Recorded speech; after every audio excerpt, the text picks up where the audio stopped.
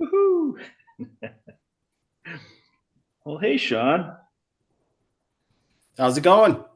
I would say Happy Memorial Day, but that really gets under Jeff's skin when people say that. Don't do that. Happy it's not a happy holiday. I've been on a Band of Brothers marathon today for a Oh my good God, portion of the day. Diane and I are watching that right now. We just finished the eighth episode. Oh my God, what a fucking great show that is. We're gonna watch Pacific after this. Did you watch Masters of the Air Yeah, on because Apple? because of you, when I visited in March for the auction, I came back and I said, so we watched Masters of the Air. I almost like Band of Brothers a little bit more because it was confusing. It's still confusing to me even at this show, but like to know who the guys are, it's like I would benefit a lot more from like rewatching the show. Like once I know who the people are and stuff, it's like they're all in Right. uniform. They don't. They're all white guys. They look alike to me. I So thought it was pretty cool at the end of that whole thing. You got to kind of like to meet the real people, through like old interviews or whatever, yeah, and they just kind of like filled you in on like what they all lived really long lives. yeah. A It's like, lot of how the those guys fuck does did. that happen? And You're it's talking like you about made it Masters. through that, and you You're you talking about lived to like Masters of the fucking Air, right? 80, You're huh? talking Masters of the Air had that one episode documentary after the show. Yeah, Yeah, yeah, that's exactly what I'm talking about. yeah. You That know was what's pretty really cool is if you ever go to New Orleans, they have the World War II museum down there, and they have this 4D movie that you can like go in, and it's like there's like snow falling from the ceiling, and fucking there's a blast of warm air when the nuclear bomb hits, and when they're like when the planes are flying or whatever, all of a sudden the nose comes down of like one of those B-17s.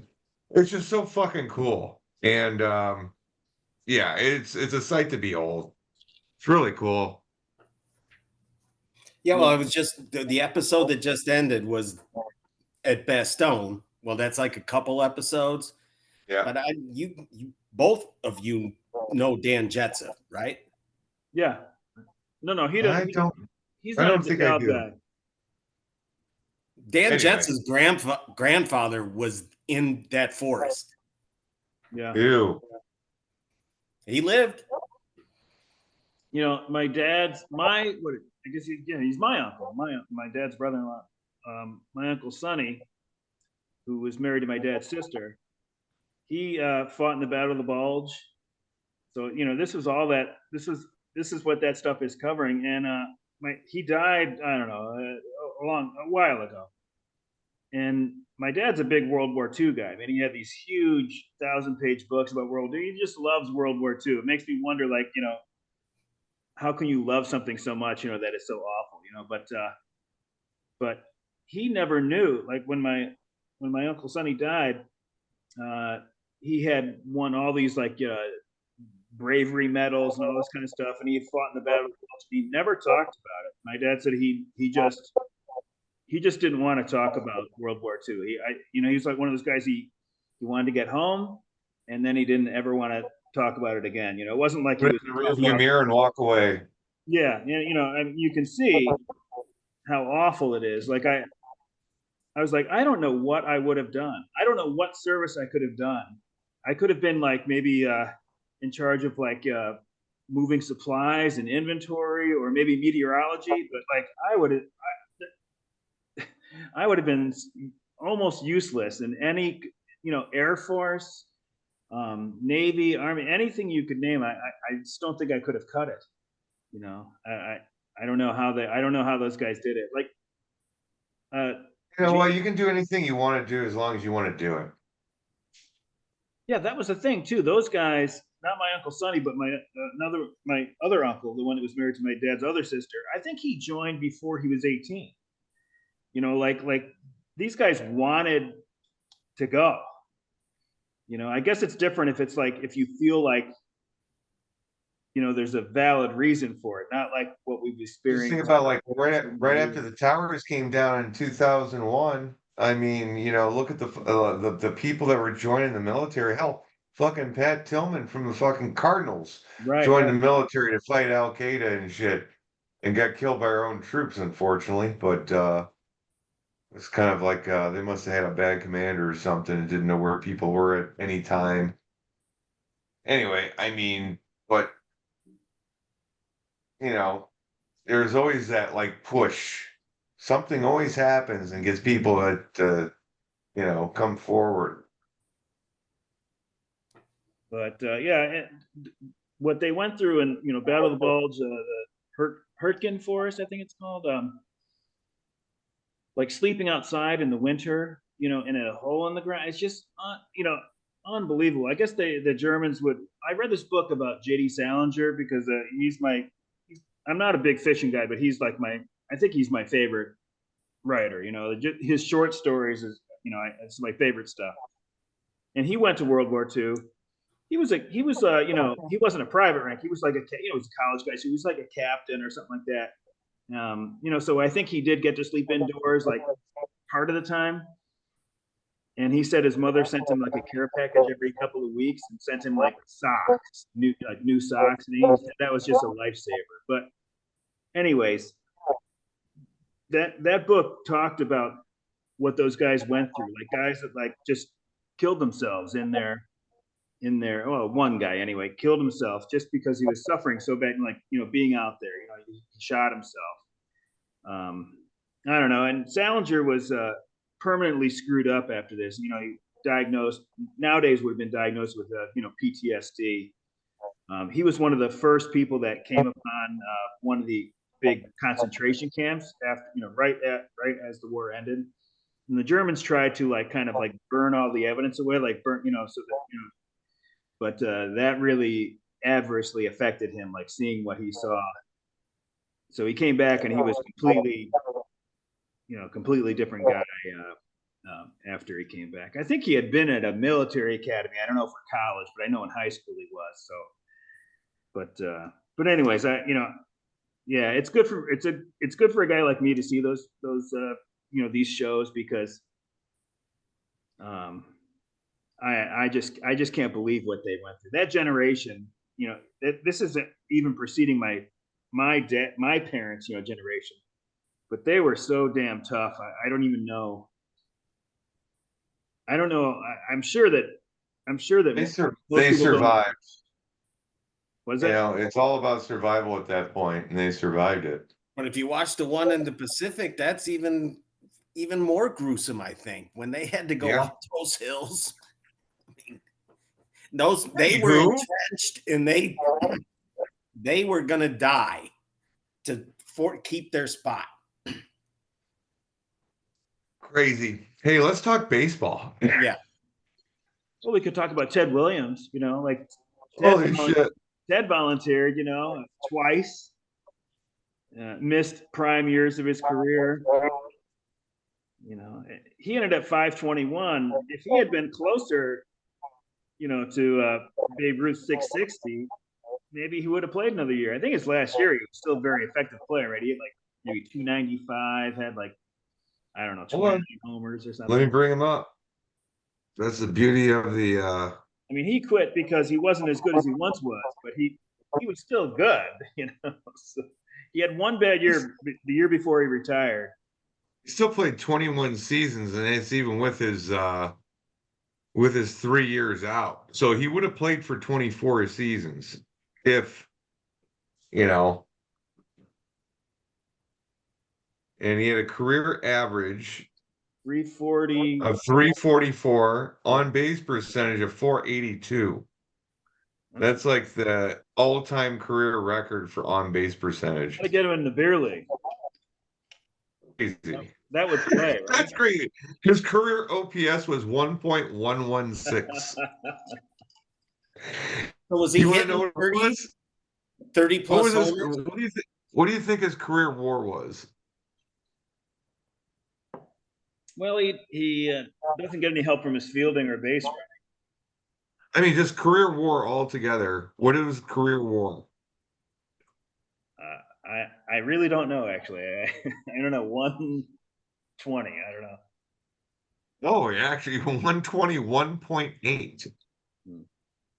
That's crazy. That's crazy high.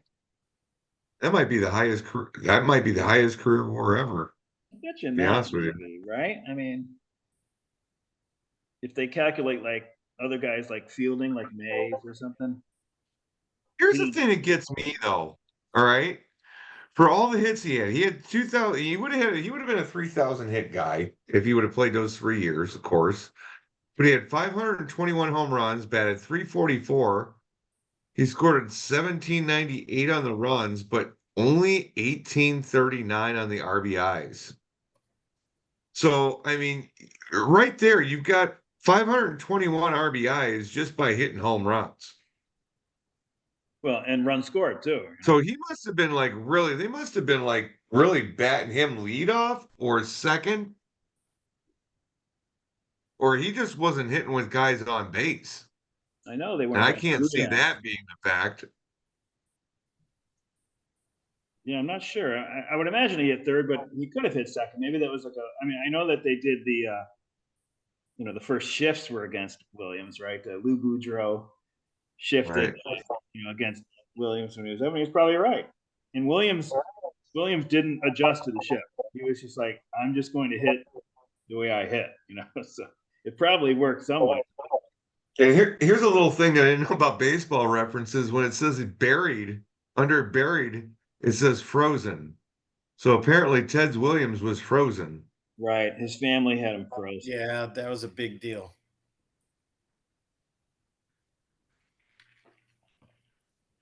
But he was an excellent, fighter pilot, right? I mean, he shot down. I Yeah. don't know. I can't remember the number, like 22. All this kind of stuff. I mean, he had this ridiculously good eyesight, right? And Well, it was obviously hand-eye coordination had to be off the charts. yeah.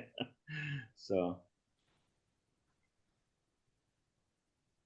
but yeah, to volunteer, I mean, I guess it's different maybe if you're making 40,000 a year as opposed to 30 million a year, but it's hard to imagine guys these days. I mean, at least like a Pat Tillman uh, did volunteer for the effort, but it'd be hard to see that now. Probably, there's just so much. Hey, check this out. So when he was 38 years old playing for Boston in 1957, his batting average that year was 388. His on base percentage was 526. Oh my god! And his slugging percentage was 731. And he had an OPS of That's nuts. 1.257. An OPS plus of 233. In the 50s was kind of a neutral run environment, right? I mean, it's not. I mean, I know it's not like the 60s, but it's not like the year 2000 or something either, right? I mean, Yeah. you could win the home run crown with, Well, 40 even that year, homers or something. he had 38 home runs that year and only 87 RBIs. So Yeah. he had to have been batting like first or second. I don't think so, but I guess Yeah, I those thought he Reds, batted third.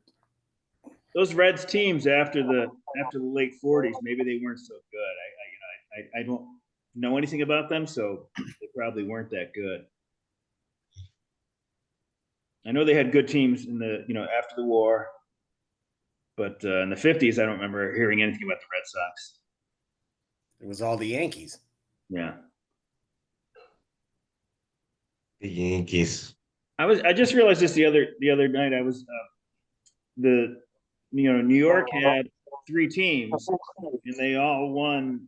Each team won consecutive World Series in the 50s, right? Because I think the Giants won in 54, Dodgers won in 55, and the Yankees won in 56, right? Right. Yeah. So, all right. So, hey, let's take a look at like really quick the 2023 first round. I just want to share this real quick, Sure. if you guys don't mind.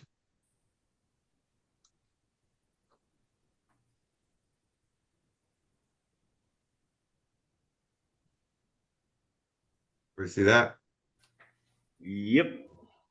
All right, yeah. So check it out. Like Paul Skeens, he's up. You got Dylan Cruz, Max Clark, Wyatt Langford is up. Well, he's DL'd. Nolan Shanwell came up last year. I had So is no there idea. anybody in here that I had no idea that jumps out? Shanawell was drafted just last year. I had no idea. No, he was drafted last year and was up like playing in August or September. I probably sold him a little short. I But know no, he he was really pretty good when he came up. I I mean, just picked him up. I mean, not because I think he's so great, but just because they were platooning Santana. That Minnesota team is a frustrating team to have a player on. You know, like if you have Carlos Correa, you're fine, but you know what Shanwell is? Jeffers, He's Brandon. what? Yeah, I just that he's just going to be another Belt as far as the first baseman goes. I miss what you said. I think you cut out. Brandon Belt. Uh-huh. Oh, yeah, maybe. He's still unsigned. I'm kind of comparing him to that. Oh, Someone retained him, I think. Who, Belt? No, Chanel. Oh, I actually ripped him off a fucking Gambler's Speed in the off season, and then I ended up with too many first basemen. I had to drop some fucking dead weight. Oh. So I just picked him up this past week. You know, just a few days ago. You know, I mean, if he's he got ever learns like a hit with power, he'd be dangerous. Yeah, I think he did hit a homer, I don't know, the past week or something. But I only picked him up because it was, you know, the playing time. You know, Santana, Yeah, they were platooning him, maybe, and I just can't have that. You know, you got to yeah, mix your games. I can't have a platoon guy. yeah. He's I can't. You can't 38, do. so I'm thinking that Baldelli is like, well, we got to rest this guy. You know, so I was like, oh, Minnesota is a frustrating team to have a guy on. If you don't have you know, the catcher, you know, Jeffers or Correa. There aren't too many guys there that are safe from, from platoon bullshit, you know. So that whole outfield, I don't even know if they have an outfielder that wouldn't be considered a platoon outfielder. Besides, I guess Buxton, if he's playing center, I don't. Is he playing center this year? I heard that he was going to. I haven't seen. I'm not sure. He's not hurt right now, right? Buxton, I can't remember. If he's healthy, he's going to play every day. Yeah, right. So I'm saying he's one of the safe ones, but there's not too many in that team. You know, Well, that's the Orioles. What? That's the Orioles for me. I actually went. It'll be the only game I go attend this year. I went on Saturday and watched the Sox play the Orioles. I want to like the Orioles. Their manager is a jackass. He's all about this platoon bullshit. Hyde? Is it Hyde? What's his name? Hyde. Yeah. He was in the Red Sox, then he was in the Cubs organization, and then the Orioles. I remember him. And their old ownership group, now that some guy bought them out, but they're like on the self-inflicted salary cap of $80 million. You're in Camden Yards and you're selling it out every day. How do you not have $150 million salary or payroll? And if that's true, if they're on that limit, I mean, you know, this has been talked about plenty, but this is Angelos. Why would you sign Kimbrel? If you're on, I could see if you sign Kimbrel if money is, you know, monetary, but if you're on a limited budget, there's got to be a lot better ways they could have spent that money. Well, didn't they sell the team to somebody else? They did. It just it closed, but I don't think it actually transfers ownership till the end of the year. Wow. Okay. Because Peter Angelos died or he's on his deathbed. No, he died. He died. Well, the kids took it over, and for tax purposes, they're holding on to it for a certain amount of months. So it's like, God, come on. You have a chance to win the World Series. The way they treated Kjerstad when they brought him up, and then he didn't give him any playing time. I was like, what the fuck are you doing? Yeah. You didn't have some fucking like 30-year-old guy that's in AAA right now that you can come up and he can fill a spot for a couple weeks. You're gonna fuck up this young guy.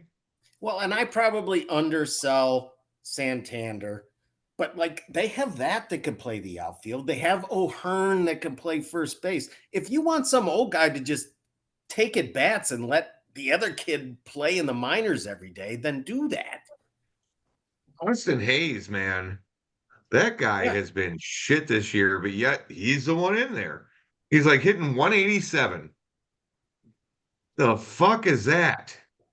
The Orioles drive me nuts. Like I said, That I want to Stowers root for guy them. hit a homer today, had a bunch of 4 RBIs or something. I tried to pick him up in the AL Roto last night, and I didn't get him.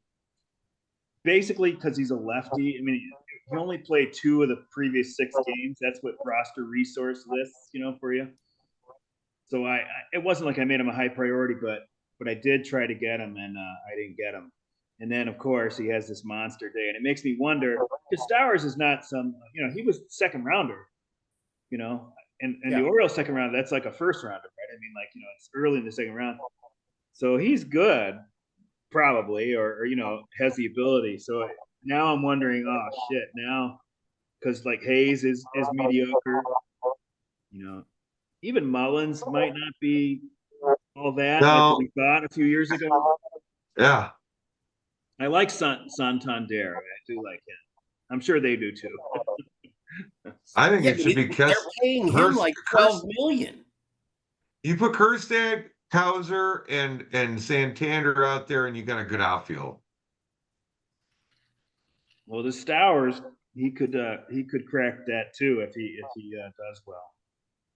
But yeah, they're saying Kowser's comp, at least on the broadcast, was like Brandon Nimmo.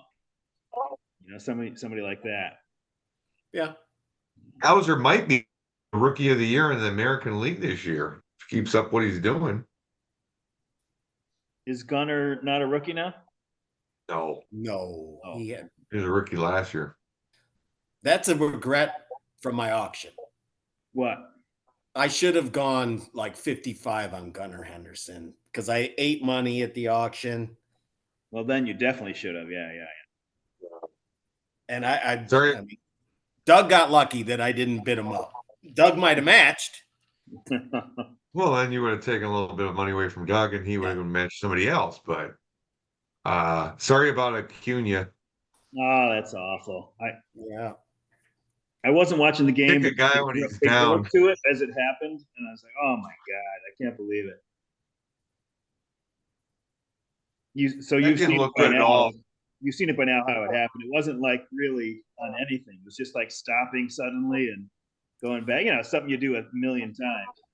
Well, I read an article where he supposedly thought that maybe the ball was going to get away. He was going to go take third, and then probably had a delayed attempt. So then he stopped, and whatever. I think what I read was that because I didn't know what was going on when I watched the replay. I was like, God, it almost seemed like he was going to try to steal third, and then or it's like, oh, maybe he was just faking it. I don't know, screw people up. But what I read was that he was seeing if the catcher was going to lob the throw back to the pitcher. Yeah, I did read that. And they didn't do that, and then he stopped in his tracks and he hurts himself. Jesus Christ! So is he one of the Braves that signed like an extension, a premature extension? He did. Because I mean, it wasn't like some $300 million. I don't think. Right. I think none of those were. The Braves were all like decent deals for the team. Yeah. Riley, Yeah, he's probably going to be out. He got $100 million. He's not going to start the season next year. He'll be out till probably May. Because he's going to, before he signs another deal, he's going to have to show that, like, hey, I can stay healthy for more than 1+ years. Like it's really. At this point, this is not getting hit by a pitch or something like that. This is like something in his body. I mean, something that could happen again. It's already happened twice, right? So. Well, he's already, yeah. I mean, it's both knees. He blew out both knees. Oh, it wasn't the same one. No. The first one was the right knee. This was the left knee. Oh, geez, I didn't realize that. You're running around that field like Bill Buckner. Yeah. It's like some parrot is running around the bases. Yeah, but except for that, the Sombreros were looking like maybe they were turning a corner, right? The kids' sports were done, and Shawon was, I think he went 5-1, right? I Dude, did. how about Chris Sale? Chris Sale is back to form. Is Well, that on your team? until he blows his elbow out. Is Sale Well, yeah. on your team, Sean? Yeah. No. Okay. Oh, he's been solid this year. Chris Sale's been fucking great. I've piecemealed my pitching together. I had so many young guys that have just not performed. I mean, even Acuna, when he was healthy, wasn't really himself. Corbin Carroll has been terrible. I was kind of hoping that Jesus. Jackson Holiday would pull something out of his ass and be able to come up and start. And I mean, he was awful. Well, that's what I was hoping with Jackson Churio when I traded Justin Steele for him. Yeah. And he's kind of like, yeah, he's mediocre. Sean, So I haven't got it yet. Hopefully something catches. I always think of you as being into prospects and stuff like that. Last week, I think it was Chad was on last week, and he said that like his memory was that you were always like getting like old trusted veterans or something, and then you're trying something new. And I was like, I don't. That sounds like me, Like it doesn't sound like. I don't think Sean was ever like that, right? I mean, I Prospect heavy long right time now. ago, Chad could be remembering 30 years ago, but that's true. and maybe I did then. I don't know. For 20 years, I follow the minor leagues more than I do major league. Yeah. Like I'm already into the draft. I'm watching. All right, who's going to go where? Where did the White Sox pick? They're fifth. They're fifth. So in that But position, even if they finish with the worst record in baseball this year, they can't pick higher than 10th next year. Why? Because they made a new rule against anti-tanking. And that if you're a major market team, like St. Louis is still, they get like some subsidy. The Cardinals do. Yeah, they get like a supplemental pick because they're considered a small market team. Jesus fucking Christ. They need to get over this shit. There's But people trying to fucking convolute this whole fucking thing to get an advantage. That's bullshit. But if you are a major market team, you can't pick in the top 10 2 years in a row. The highest you can pick is 10th. They should have some sort of tribunal where you could, the White Sox lawyers could prove that no, they were really trying. They did terrible, but actually they were really.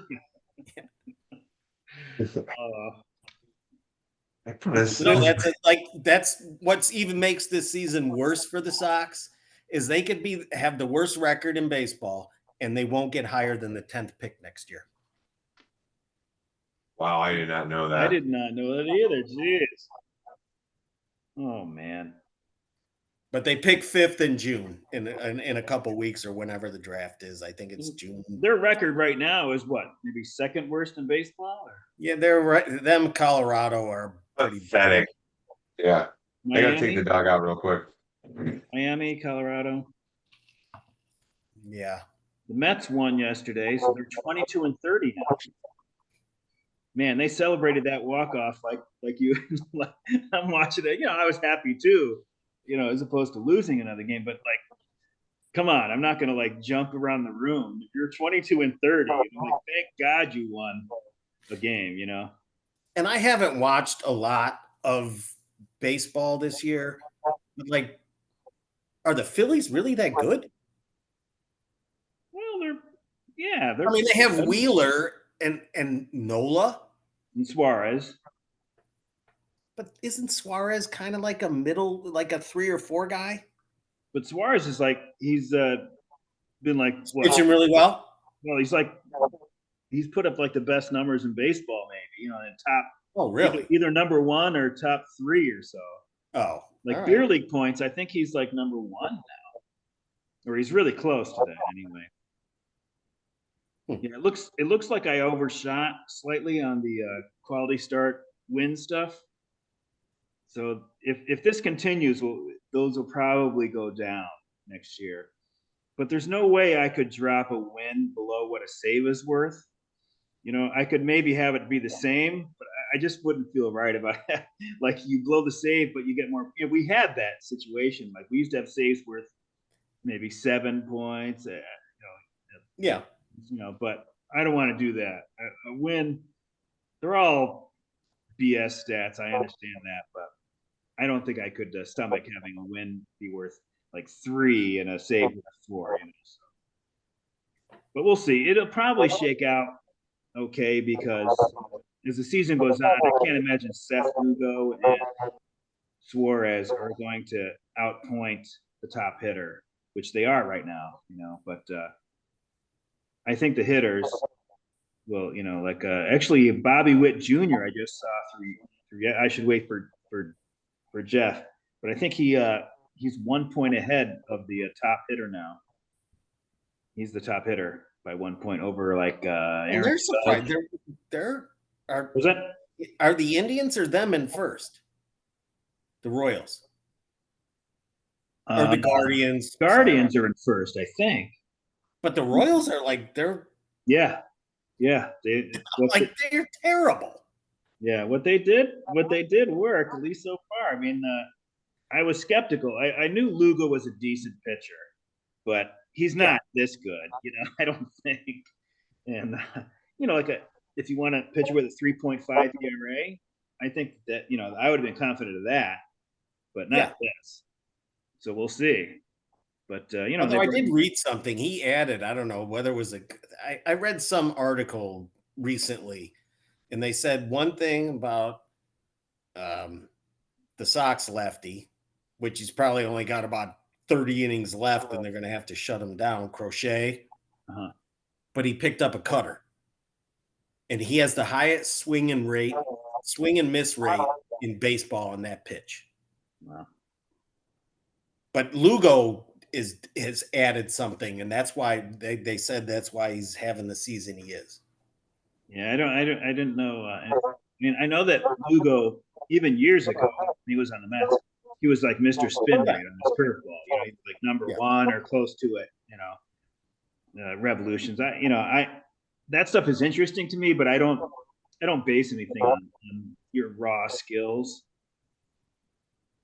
It's interesting. But no, my buddy's kid, he's only in 3rd grade, and they're already teaching him that shit. Like this is they take videos of it. No, not curveball. They do not teach him the curveball, but they just to change the angle on how he holds. He throws a 2-seam and a 4-seam fastball, but then maybe like cross seam, not quite a 4-seam, but half and half. Put a little more pressure on your middle finger and let it go that way. And they're like, they video this stuff and they do the RPMs and they're like, no, this is a great pitch for you. And how old is this kid? 3rd grade, you said? Yes. Oh my God. That's crazy. Well, he's a man child. Is he a big kid? Yeah, he's probably 5'6" and 150 pounds. Is his dad a tall guy? 6 foot. Mom's 5'11". Tall to me, but not especially. Yeah. No, but he's not like his mother was a mother. All right. Going to your standings. All right. What were we talking about when you left? Just in case we left something going. You were going to talk about Bobby Witt Jr. Me? Oh, no. I was going to say that I noticed through the stats of yesterday that Bobby Witt Jr. had taken over the top spot among hitters. Over Judge and Ohtani. Like that kid. I've had him ever since at NA. I basically didn't pay shit for him. Sorry, I saw him drop a fly ball a few hours ago. That run. It'll happen. It wasn't just like it was like a 3 guys around there, kind of thing. It wasn't like he just totally muffed it, but it wasn't good. bad teammates. Bad. All right. They still have him at third base? He's at short. Oh no, I think No, he's short. He's playing short in that Michael Garcia. I know because I have him place third. So when they Former pawned off Philly. Nicky Lopez to the White Sox, they moved him to short. Well, I know Nicky they Lopez brought him came from up. Atlanta. Didn't Nicky Lopez come from Atlanta? He was part of the Aaron Bummer trade. Oh, maybe. He's part of the Soroka and Bummer, or Soroka and Lopez came over in that Aaron Bummer trade. Let me look this Nicky up. Lopez was on the Royals because he's part of their GM. He brings in all these Royal people. That's their Yeah, what is manager. with that shit, man? I mean, it's like they don't have a fucking good organization. Why are you bringing all those schlubs over Yeah, here? that's the funny thing. Like, it's okay to copycat, but you really want to do the Royals? Well, with the Royals in 2014, yeah, they did it because they sucked for 10 years. The Royals Okay, in so no, 2024 are doing Nicky all right Lopez too. was with the Royals for like 4 years. Yeah. And then he went to Atlanta for 1 year and came over to the White Sox. Plus, he's a Chicago guy. But let's see where this. Let me get to the Well, they transaction. brought in how he got. Moustakis in the spring. All right, so he was traded by Atlanta with Riley Gowans, Brandon Shoemake, Jared Schuster, and Michael Soroka to the White Sox for Aaron Bummer. So that was the 5-for-1 trade with Aaron Bummer. I'm like, Jesus Christ, we got 5 guys for Aaron Bummer? Fuck is that? Actually, I thought that was a decent trade. It was. No, it was good, man. I mean, There's a couple of those guys that might be serviceable for the White Sox. There's 2 of them that are on a very bad roster, and the other ones are in the minors. Yeah. Is Shoe making the minors now? Yeah. Is Shoe making the minors now? He might White be. Sox games these days. Because I really wanted to pick him up early in the year in that AL Roto League, mostly because he's a lefty hitter, and that's what I've decided to go after with these bench guys. Because if you're a lefty on the bench, you might turn into, that's the strong side of the platoon. So those righty guys, even ones that have a starting job for a little while, like as soon as they don't have a starting job, they're useless. Because if you're a righty on the bench, forget it. At least the It sounds like a bench. jazz album, Lefty on a Bench. But anyways, I've gone after a ton of guys in the Sox because nobody else wants him, right? But I picked up Corey Lee, that catcher, and he's like playing. I mean, that's all you can ask for. He's playing probably 4 times a week, which is twice as much as I could get from any other guy that's available. So I'm happy with him. But I tried to get Corey. Taking over the starting job. Yeah, now, yeah. I wish they would just cut Maldonado because he's so awful. But they could put you a catcher. No offense, but you could play catcher like he can. I don't think. Hey, remember we were talking about Ted Williams before? Either can he. So Ted Williams has slightly better numbers than Lou Gehrig. Well, yeah, Williams is recognized by some people, as the best hitter in base. If you just look at hitting, not overall game. But Gehrig was kind of the same type of guy as Ted Williams, except that I think Ted Williams, he had 4 extra seasons that kind of threw off his averages a little bit and gave him a little extra fucking stats. But Williams? No, they're pretty much the same fucking guy, Lou Gehrig and Ted Williams. Well, Williams missed 2.5 years in his prime years too. I mean, not like 3 seasons. So I don't know. 3 years longer too. So I mean, I guess they're about the same if you think about it. I don't know. You guys follow it closer than I do on like the overall stats, but like what is the home field advantage for Fenway for a lefty versus Yankee Stadium? Now I know the new Yankee Stadium, whatever, my daughter could hit it out in right field. But back then, that place was huge. It was 440 to center. It was like 460. Yankee Stadium was like over 460 in like left center before they, Yeah. before they modernized it. I mean, that's why even Babe Ruth had like a shitload of triples. He But they must not try to have just been. Also, he must not have been extremely slow either. I mean, I'm not saying he was some unknown speedster, but I mean, he could run more than you'd probably think in those chicken legs and that big body that he had. But I And not think to New take York was anything just away trying to from create their Ted good. Williams, but I mean, pesky pole. What is that? 302? Yeah, but yeah, it's barely over 300. Yeah, it could that's even. what the Yankees were trying to recreate though a little bit. When they built their new stadium and shit, made right field real short like that. That's what they're trying to do. But that's only if you get it right down the line because it goes out fast. Well, yeah, Well, that's the thing though. When you it's got a really first deep baseman in like right Rizzo, center.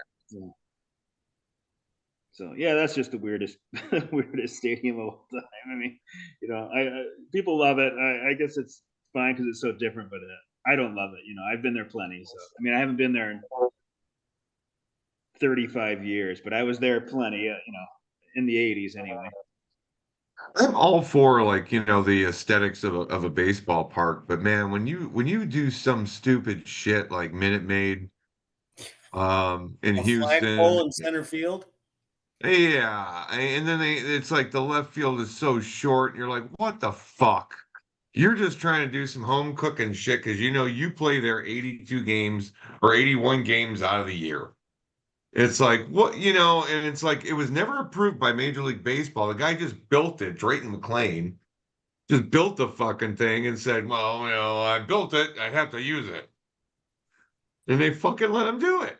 Well, they had that hill in center field, and It was a they got they fucking got miniature rid of golf it. But course. what a crazy idea! I mean, like they showed this is briefly. You can probably get it on YouTube, like a Have, Beltran going up have this you hill. ever Like seen? that's what you want your center fielder that's making millions.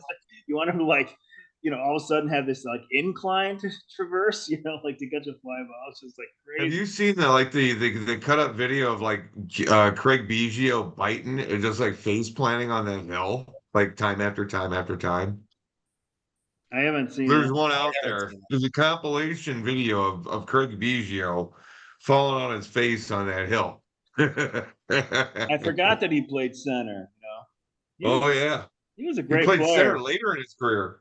catcher and center, second. That Hey, dude was when you great. had him when he qualified at catcher, that would be in a great year. Oh, Yeah. no shit. We drafted him back then. I think Oh yeah, I know we did. you I and I don't had a know who's better. 2-man draft before we knew that the beer league was going to happen in '92. And I know Biggio was taken. I don't even know if it was by me. It might have been by you. I think it was by you. I think you liked Biggio. I did. I like his kid. Well, I did. I don't Gavin, know. Gavin? Yeah. he's doing better this year, isn't he? I think so. I don't know. Yeah. He kind of fell off my radar last year. Yeah, he's not going to be his dad. That's for sure. Yeah, I was happy for Biggio when Jeter made the Hall of Fame right away, right? First year. Because I think without Jeter, Biggio might have been one of these guys that could have slipped through the cracks or something like that. But they figured you compare the stats, the only thing that Biggio didn't have going for him was that he didn't play in New York. If he had been a Yankee, he would have been like, oh yeah, Biggio's greatest second baseman. But they did. But Biggio Toronto, did get it. I think Toronto needs to split the Nepo babies up. Get Bichette and fucking Biggio away from each other. Trade one of them. Get one of them out of there. Well, later in the year, they're already suggesting that maybe Bichette will go to the Dodgers. You think Toronto just blows it up this year?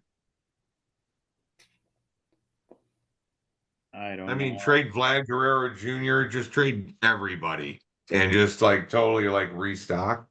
I think aren't they bottom 5 in offense? Yeah. Yeah. I Yeah. mean, and that's like unexcusable for the talent they have. Right. I guess if I was in So, I charge mean, of Toronto, something needs to change.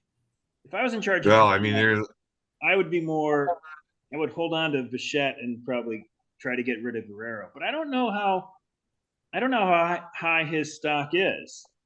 You know, what are the teams that are contending right now that need a first baseman? You know, like this, it'd be hard to name one, right? I guess Houston, if Abreu continues to suck. Fucking Cubs, man. He's coming back now. Cubs can use a first baseman. Who? I mean, Bush is fine and everything. He could play other places. He could play third, but you can fucking bring him over to the Cubs and then move Morel. I trade Morel for him. I mean, I don't, Morel's so up and down. He's got a massive amount of power, but you could probably, if you were to trade for Vlad Guerrero Jr. and put Christopher Morel going back the other way, you wouldn't have to give up as much in your minor league system. I don't think Hoyer would go for Guerrero, right? That doesn't seem like you need like a GM, like the guy in the Angels, something like that, like somebody that would be, struck by Guerrero's reputation, right? Like, oh, this guy's great. We just need to change the scenery.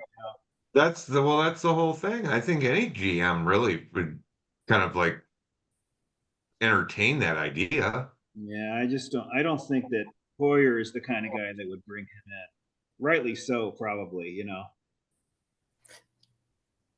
I'm gonna. Do you think, and whatever, whether you're a Cub fan or not, was he a fall safe or a fallback in case they couldn't get Bellinger?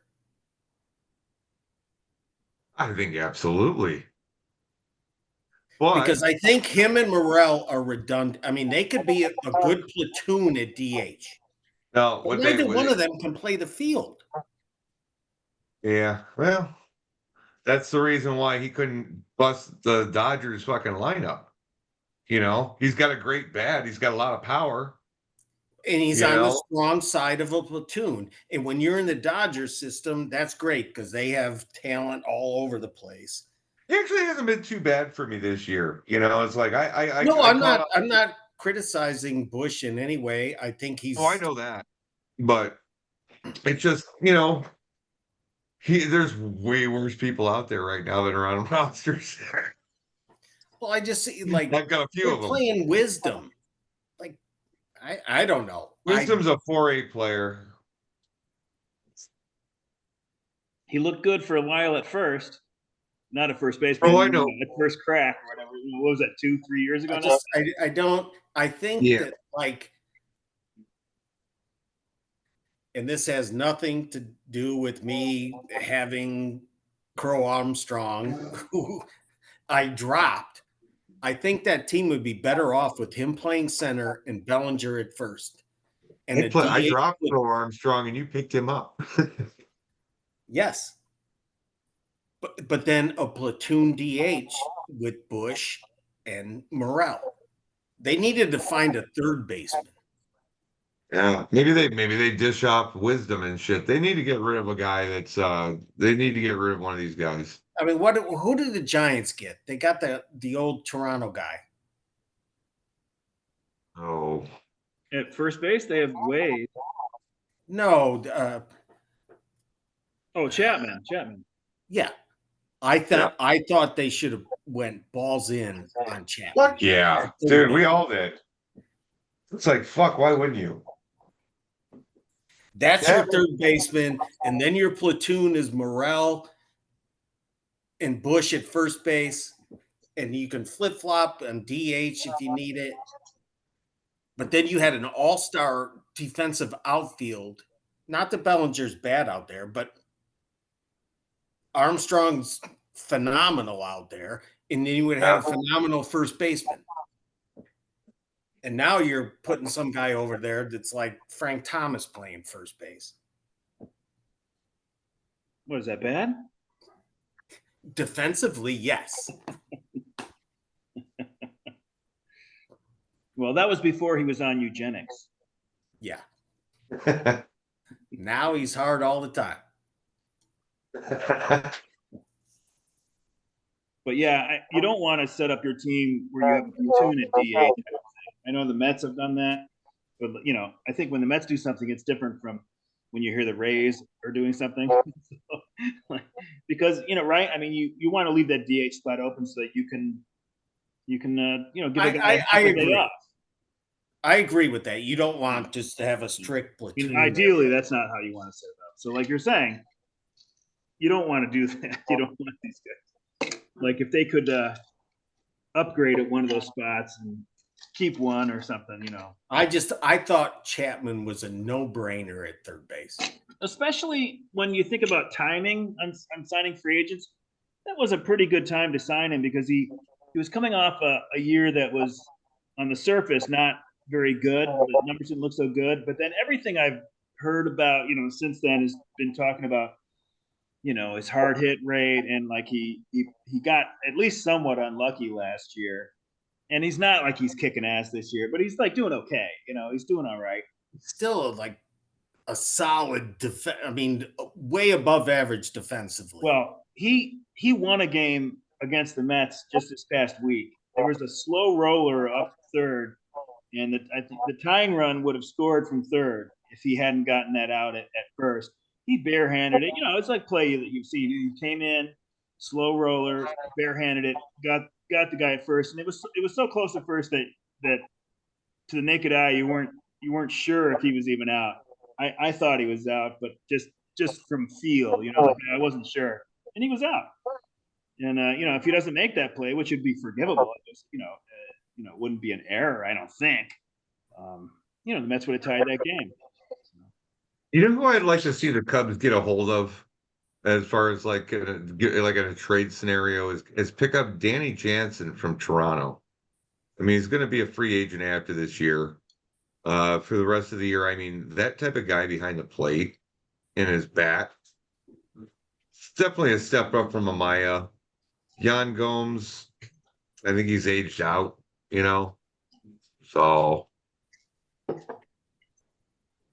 How old's Don't Jansen? they have another guy that's in like Double-A? They do. There is a catching prospect. That's Double-A though. Yeah, they do have a catching prospect. I think I picked him up and dropped him. So, Ballesteros or something like that. Does that ring a bell? That's not the name, but it's like something close to that. I mean, it's hard to hit in that league that they're in because they all play in huge ballparks. So everyone looks at their, their, offensive stats aren't that great. Well, they're all huge ballparks. And it's the same thing if you play in the PCL or if you're playing in Vegas. Well, yeah, your pitching stats are going to stink and your offensive stats are going to be off the charts. I don't know. I thought they had like a Double-A catcher that was pretty good. I think it's that guy that I just mentioned, but I don't know the name well enough. I did notice that though. Oh, it's a Cub. It's like if I drop this guy, he's going to get claimed. Yeah. I don't have any Cubs in my minor league system, like as far as like my NA rosters, I think. Oh no, wait, man, I might have one. I used to have Kevin Alcantara. I had him for a little bit. Let's Sox, see. I had the Sox catcher that Caro. I think there's two minor league catchers named last name Caro, Quupro, and I think he's the one that's not as good. But I don't know. Oh, I've got Cade Horton and I've got Drew Thorpe, the two Chicago pitchers. That's White one Sox. For the White Sox, one for the Cubs. Is Thorpe on the Sox? Right? I think they're both pretty good prospects. Yeah. Thorpe was out there. Nobody even fucking touched him. He was out there on the FA wire, up until 4 weeks ago. They flashed the White Sox staff down in Birmingham, and Thorpe was on there. And man, there's a lot of good numbers down there right now. I don't know how good they are. Thorpe is the only name. Like I said, that's a big ballpark, so it inflates your pitching stats. But yeah, Thorpe was the only name I recognized. But they all also a lot of good numbers. But here's the thing, though. It also makes that outfielder a lot bigger to cover. So if you don't have good outfielders, man, that pitching, those balls are going to get in those gaps and fucking roll. No, but I like Horton. I do like him. I really haven't seen him pitch much. I just going on what I've been reading. Well, he he's a power pitcher. He needs to work on a cutter or a changeup, but he has a power fastball and a power slider. How big is the dude? He's like 6'4". He's a big Is it dude. really? Oh fuck. No, I'm not trading for him tonight. You know, I was actually floating around in my head the idea of maybe fucking moving Juan Soto for a haul, just to see if I can't fill other fucking needs and shit. You know, it's like, what the fuck you do at this point? I'm in last place. I'm right there with you. I can't even have a good fucking week ever. You know, I've never been above a 4-2. You know, well, last week I offered you my entire roster for Soto, and you turned me down. And You you're looked at my trying roster, to you're like, nah, I don't think so. He's like,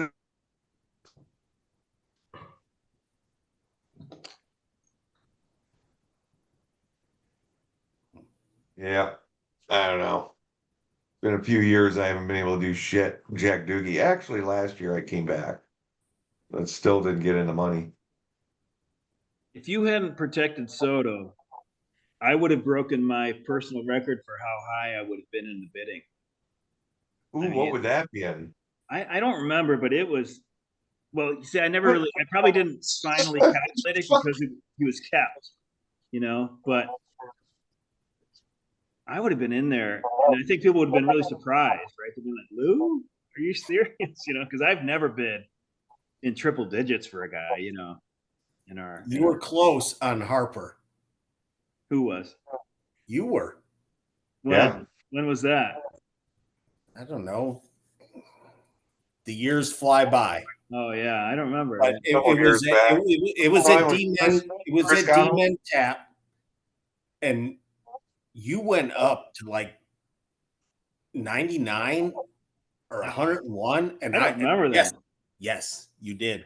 I must have been, you know. And I was kind of looking at you like, that is not Lou's territory. Well, thank God I didn't get him. Back in the day when he was like Well, he ending did the not have fucking- a good year that year, but I mean, he's tearing it up now, isn't he? I didn't even like Bryce Harper back then. I like him much more now than I ever did. You know, you know, just as a player, I like him now. I didn't like him back then, you know. So Well, Also I back in the day like the fact that he put in, he wanted the no trade clause in his contract because he said, I want to prove to these fans that I'm going to stay here. Now, maybe that's half-assed, and so he just wants to dictate where he wants to go 5 years from now when he's old and washed up. But I thought that was pretty cool of his part. He goes, no, this is where I'm going to put my family for the next 10 years. Well, this past offseason, they talked about how he wanted to extend that deal out like another 3 years or something. And somehow that just kind of like pushed away, you know, like I'd been like, you know, yeah, I don't know, I don't think so. You know, it's like these long-term deals. If you're a GM, you just shouldn't do them. And I don't care who it is. You just shouldn't do them because you can't win. All you can do is lose.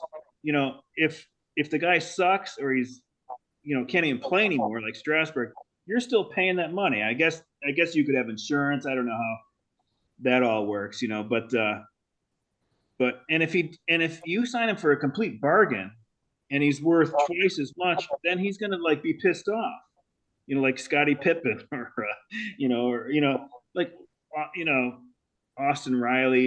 You know, he's not off to a great start, but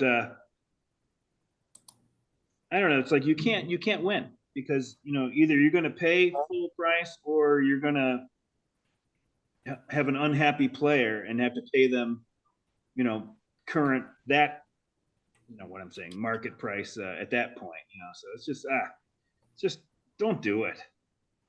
Don't do it. Who cares if you don't get Shohei Ohtani? You know what I mean? I wouldn't care. Frankie says relax. You know, I wouldn't care. And like in some of these preemptive deals they're doing, like because they're afraid that the guy will be so expensive at free agency. I was like, you know, so what?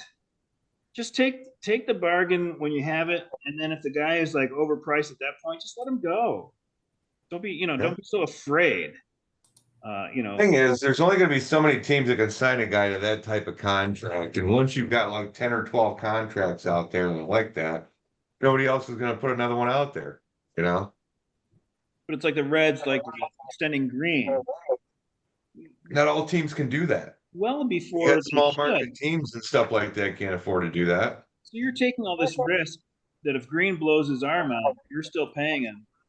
You're taking that risk because you're afraid that 5 years from now you won't be able to afford to sign him as a free agent. Well, that probably means he gave you 5 great years. So I don't know what you're so afraid of. Just like let him go at that point.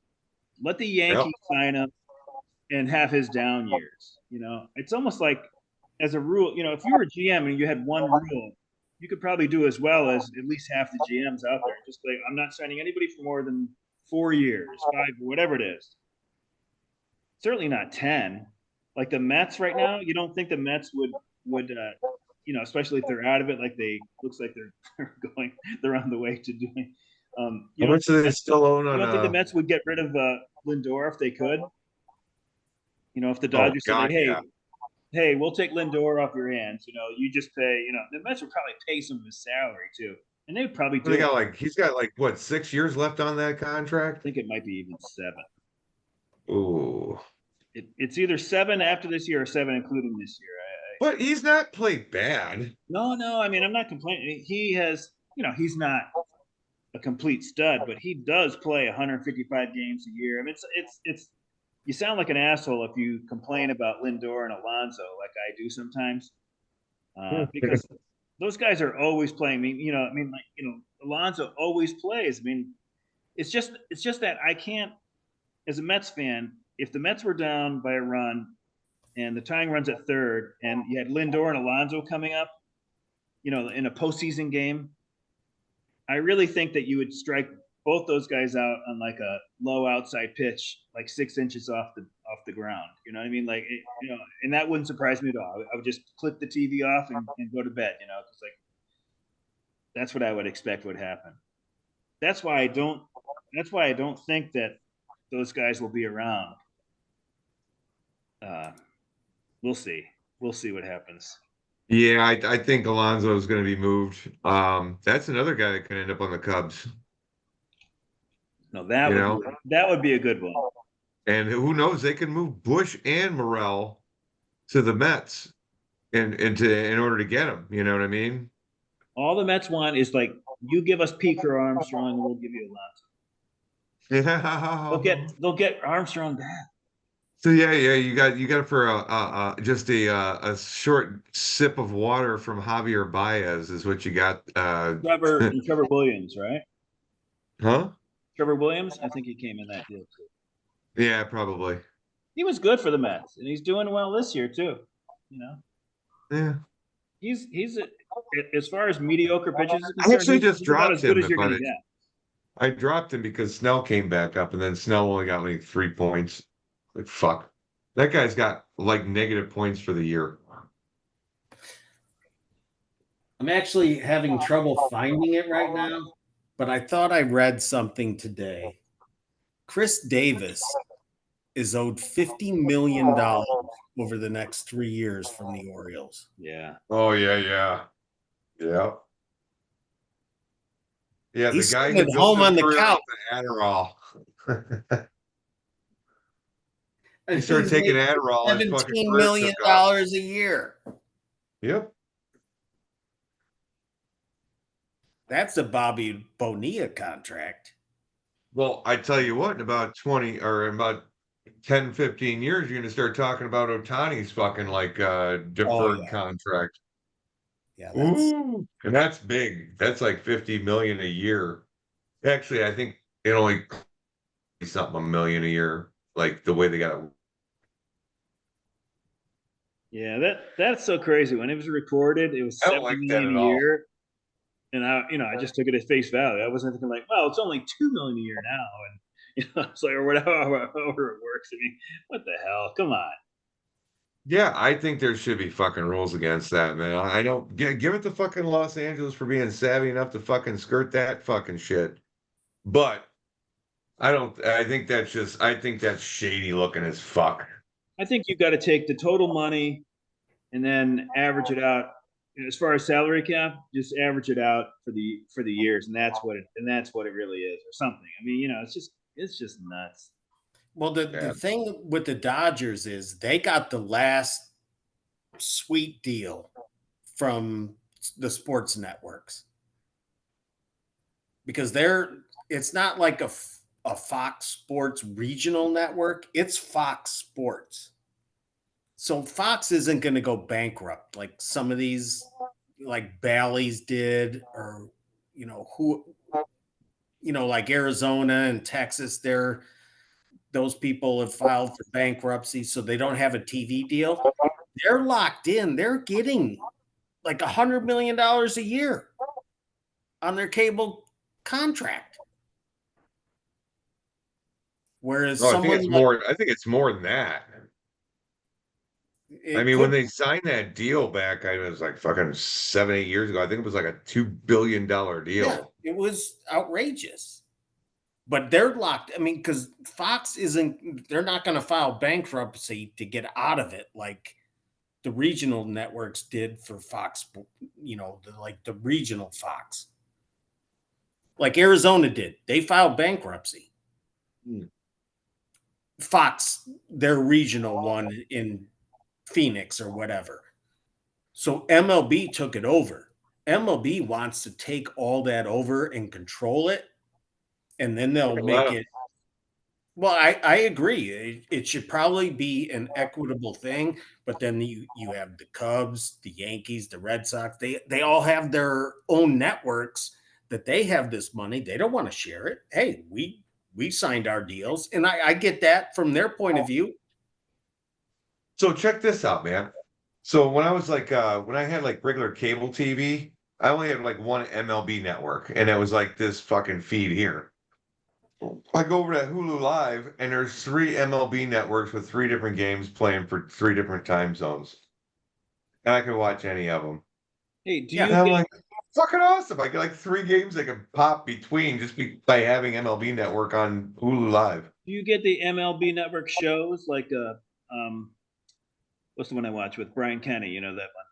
Angels in the outfield. No. The Daily Show, MLB, whatever it is. Geez, I watch Yeah, this show every yeah, day. it's the MLB Network. I mean, you get all that shit. Now, what I just got, I had to buy separately, but there was an app that came out for the Marquee Network, so now I can watch Cubs games if I want to. Because when I was visiting, we it didn't seem like you got MLB Network. It came in right after you guys left. Oh, It, okay, it popped in like April 1st. okay. Boom. There was like MLB Network, and I was like fucking flabbergasted. I was like, thank God. That would be a deal breaker for me as far as cutting the cord because that's what I watch. My TV is on. Well, either I'm watching Friends or something with at 10 at night with Diane, but other than that, I'm watching MLB Network and SNY, and it's like 90% of my viewing is those two channels. So that would be a deal breaker if I couldn't get MLB Network. I love YouTube TV, but they got rid of MLB Network. There was a dispute like 18 months ago, and so I don't get it. And it's Yeah, Wow. yeah, I can't Hulu Live get is rid not a of it. bad fucking thing to do. I mean, I cut the cord. I saved myself about $120. Cable came after me wanting $287 for cable and internet. And all I that's had about was where I was at. HBO was the extra, you know? So it was just like, come on. Yeah, we spend like 250, 260, 270, whatever it is. It's phone, You internet, don't and have cable, to, man. and our I tell phone you, is our landline that we haven't used in 10 years. So I tried to cancel that to see if that was a savings, and they assured me that it would actually be more expensive if I didn't bundle the three together. And I was like, okay, sure, I'm sure that's true, but every dude, time go I to call Hulu them, Live, they cut them they out. lower they lower it, like 20, $30 a month, and then like within a year, it's about where it was originally anyway. I mean, I've just kind The of. only time I use a landline is to call my cell phone because I can't find it. But we haven't used the landline in so long. Like it's actually it's been a pain in the ass because that's our phone number with certain places like the doctor's office or something, and they're calling for appointments, and maybe they're even leaving a message. I don't know how that works, but like we haven't accessed that phone in 10, 12, maybe 15 years. You know. Yeah. Why don't you for that phone? It says we are no longer using this number to take messages at. Please for Lou, this number, or for Diane, this number, and then just get them on your cell phone and get off I that mean, we don't fucking have a landline. phone hooked up to it or anything. You know, like I think in the garage there's a phone. I don't even know if that has a ringtone there, but Thing is, that landline is less likely to work in an earthquake than your actual other phone. well, that's exactly the reason why we switched, Jeff. I was thinking about the possibility of an earthquake here in South Central Connecticut. And a Well, hurricane. you get a hurricane. Yeah, right. Hurricane sometimes. It's going to be a bumper crop this year. All right. Well, should I get to the standings just so we can Yes, sir. get off This guy's eventually? being a pain in the ass. So start with the standings. I'll be right back. All right. Let's see. How do I do this? So share the screen. Wait, let me stick around until you get it right. Jeff always likes when he likes to skip this part. All righty. It's loading. Yeah, why wouldn't I? It's like I'm sharing. always at the bottom. All right. You got it? You can see it? Yep. All right. Well, I'm going to blow through this with high energy. So Buddha Kings is wait till next year. These are both the same. Wait till next year at plus 2.9. Platinum Sombreros, believe it or not, they're saying you could even have 4 fewer wins than you actually have. But that's assuming that the wins per points relationship is linear, and maybe it's. I get it. I do the weekend warrioring. That's what I'm all about. But I don't know. It could be that the relationship is not linear. It's more. I don't know. It's been so long. Like it's more like a parabola. I don't know. That's the right word. But games played overage, Spear, Sombreros is under. Games played. You got to get your games played up. Yeah, that was right in the middle. And then these are all new. The IP, the innings pitched, overages and underages. Waite and Bizzotti are tied at plus 64 innings. Cow is the most under at 38 under, and Let's Play's right in the middle. So, and we can see Weekend Warrior last week. Sombreros must have been a 1-5 to a 5-1. Is that right? I went drinking this weekend. What is that? I went drinking this weekend. Yeah, that's why. So, and then wait till next year. Drop 3. I think they might have been on pace for, maybe they were 4-2 until a 1-5. Well, we'll find out next page. And then the BABIP points. Spear is the most lucky in quotations. I'll do that in deference to Phil. And Let's Play is our new unlucky team at 45 points under. Predicted top 4 is the same as last week. And then players of the week, we had a couple of sombreros here: Chris Sale and Emmanuel Class A. Hey, by the way, yep, I've never even heard of David Fry. I've heard of him just because of that AL Roto League. But yeah, he qualifies at catcher, and he also plays other positions. Yeah, I'm sure, including. Oh, he plays every day? No, not that I knew of. Oh, so this was a surprise. Yeah, as far as I knew, he wasn't an everyday player. So, but maybe he is now. I don't know. But he's not available in that Roto League. Well, no, I get that, but like, I'm like, I don't even know who David Fry is. Yeah. No, I mean, in the beer league, you would assume that he'd be available. In that other league, nobody's available.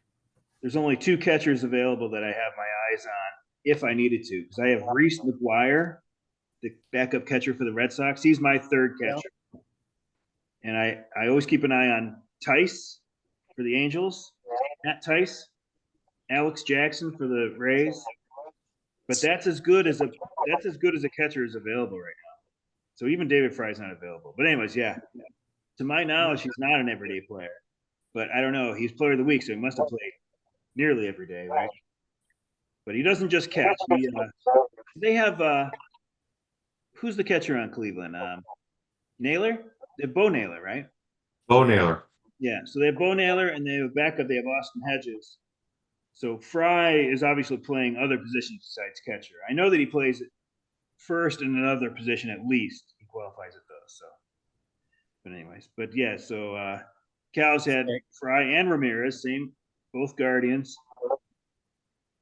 And here's my baby's daddy's pride and joy, Bobby Witt Jr. And then Aaron Judge was a repeat for player of the week for Knockers. So he's really coming on. And, I just by accident, because Aaron Judge is so close to the top row, if you sort it alphabetically, I realized that Judge, according to my, when I parse the numbers, he's not a pull hitter. He's less of a pull hitter than the average hitter in baseball. And I think that's, part of his appeal, right? Like he's not a guy that's barely hitting homers, so it doesn't really matter if he pulls it or not. Like he's going to hit it out to center, to left. But I thought that was interesting. It made me realize that Judge probably isn't going to be that guy that's going to like, oh yeah, he still can hit 40 homers, but he's hitting 230. I don't think so. It seems like his average is always going to be decent. I don't know what it is now. Watch, it's probably like 230 right now. But it doesn't, he's a damn good player, right? I mean, if you can guarantee he stays healthy and plays 150 games, you can't find a better player than that, right? I mean, I don't know. Let's see. Aaron Judge right now is batting. Stroman. He's batting 279 with 17 home runs. Yeah, so 279, and he has not had, by any account, like a strong year for him so far, right? I mean, I know he's come on walks too. He's come on. He's got an OBP of 410. He's got an OBP of 410 and a slugging percentage of 629, but he's only at bat 7 so far. So I mean, he was hurt for a little while. Yeah. So he's just a monster. If he can, if he can stay healthy. If he doesn't stay healthy, my first claim in that AL Roto League is going to be like Trent Grisham, who's available, and he's pretty much worthless right now. He's playing like one game a week, but right, if Judge got hurt, they don't have anybody else who can play center, right? Nope. I don't think so. I don't know. All right, so Judge's Yankee teammate, not a roommate, Marcus Stroman. Let's hope he's not a roommate for Hack. So we go to the standings and see Sombreros went 5-1 and actually not in last place. So that's got to feel, somewhat good anyway, right? And well, it's the start of the summer. And poor Jeff has fallen to last. 3 games behind Sombreros for the week, and then the game behind him. And damn near 200 more points than you. Oh, I didn't even notice that. We'll see that in the Buddha. Lucky laggards. But Satch is up by 4 on me, 5.5 on Spear, and 7 on McBride's. McBride's were 2 out last week. Now they're 7 back. They had a bad stretch. Bad stuff. So yeah, Buddha stuff. Yeah, Daddies, you are the runner-up Buddha King. You're the Buddha Prince. Yeah, I'm always up there.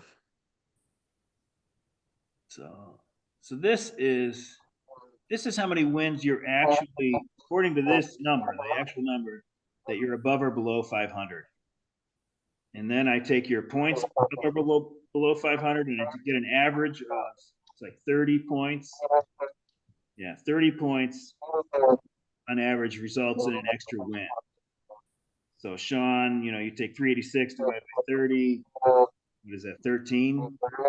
I should play the lotto tomorrow. What is it? I should play the lotto tomorrow. So you should be 13 games less than what a 500 record is, which is what are we at now? 50, 25 and a half. So you should have like 12 and a half wins or something like that. So it says, yeah, you should have 13 wins and you have 17.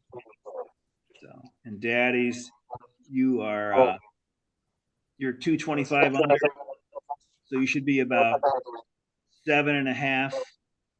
So 25 minutes. So you should have like 18 wins. See if this says 18. See, I didn't do a good. No, okay, yeah, 18. Okay, good. So yeah, so you should have 18 and 33, and you're 16-35. So you're good. You're a good 2 under, according to points. So Points, schmoints. and then hit points per games played. Looks like we got 4 teams at 3-0. Let's carry it out. Who's really on top here? So McBride's have the most. They've had that. That's been like that for the most of the year. So a little over 3 points per hitting points per games played. I'm at 2.9, and you got Holy Cows there in 3 as well. Oh, good eye. 2.95. And then so who's trailing? It looks like Sombrero's. No, looks like Bizzotti. Bizzotti's got the least hitting points per games played so far this year. And then we go to the non-save hold portion, the pitching, and Satch is on top, and Daddies are on the bottom. Yeah, I'm not getting any holds. I'm getting more like saves and terrible. Sombreros are a little bit below average. Where are you in the hitting? I didn't look at that. A little bit below average in the hitting. But well, if you're in last place, you're below average in everything. So, and then the bullpen stuff, this is where Satch excels. He's got 240 save and hold points. And the least is wait till next year with 73. Wow, he's got 240 and nobody's even close to him. Like you were runner up last week, but Spear is got 1 more save than you, it looks like. But so the daddies, this is one area where the daddies are doing all right, right? But Jesus Christ, man, look at how Satchel is just running away with that category. Well, you know, it was really, I looked at, maybe it's in this one, I can see it. No, I think it was just in the raw tab. So I looked at Satch. I was looking at like quality starts, right? Back when I looked at it, we were about even, but I had, you can see Satch has 50 quality starts. Not even comparing to me. Let's compare to this guy. Somebody's got 51. So somebody has one, Yeah, right in the middle there. One more than him. Who is that? It was right in the middle. Go tab right. Yeah. Tab all the way right. Or all the way left. Yeah. So it's all right, it's Bizzotti. So Bizzotti's got 1 more quality start than Satch, okay? But here's the difference. This is what I realized when I compared my team. If you look at his games started, Bizzotti has 107. Satch only has 87 games started. So I think we have quality start percentage over here. So Satch's quality start percentage is 57%. For the league, it's 42%. And MLB average last year was 35%. But I do think it's higher this year. You know, the ERA is lower this year than, you know, for the league than it was last year. But anyways, that's, you know, so Bizzotti's is 48. He's leading the league in Look at his start. ERA. Look at his ERA for the year as opposed to everybody else. He's under 3. 2.96. And even his FIP, Yeah. his FIP is 3. His FIP is leading too. It's not even fortunate. Go into his roster. I don't have that here. I have it. I could go to the Yahoo page, but yeah. Well, let's look at ranks. So Sombreros are, you know, near the bottom in offense. Daddies are, you know, below average in offense. Daddy's pitching is, you know, close to the bottom, right? I mean, FIP is 12th, ERA is 12th, except for your bullpen. You're I think you're third or fourth in bullpen points, save hole points, and Sombrero is a little bit better in the pitching. Well, it's hard to say, right? Your ERA is 7th and your FIP is 11th, so maybe your ERA could even be lower. Who knows? Yeah, well, a Babbitt with 1, it's probably not Yeah, going to hold up. Look at Phil. We don't need to sing his praises anymore, but yeah, there's a lot of 1s here. This is ranks. I mean, he's So what Phil's doing is he's got a bunch of guys that are like got starting pitcher designations that are relievers, and he's rolling out about 4 or 5 of those guys each week, along with his own relievers. well, And then he's got about 5 or 6 like starting pitchers as lockdown pitchers. I think I oversimplified what he's doing too. Like he is actually streaming those relievers too. It's a smart. He's thing to only do. got 3 bench spots on his hitting. Well, that's all I have. That would be normal, I think. Actually 2, Okay. because he's got the right field 3 position would be open. normal, I think. But what Satch does too is he'll stream those relievers. Too. I think he does this. I'm speaking for him, but just for what I've noticed. So let's say Jason Adam gets a save one night. Maybe he even had him in. He'll probably drop him.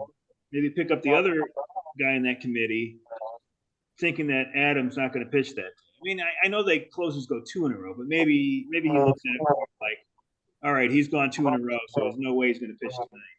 So there's a lot of ways you can maximize it if you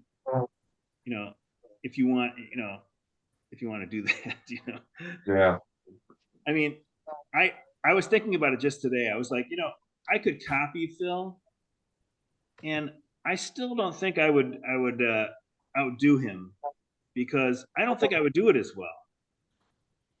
So the only way that I could outdo him is just I'm just going to do it the way that I want to do it, and maybe that's stubborn and stupid, or maybe he has it. Everybody's got their own way. Acuna gets hurt, and, something like that. I know it's a little depressing, but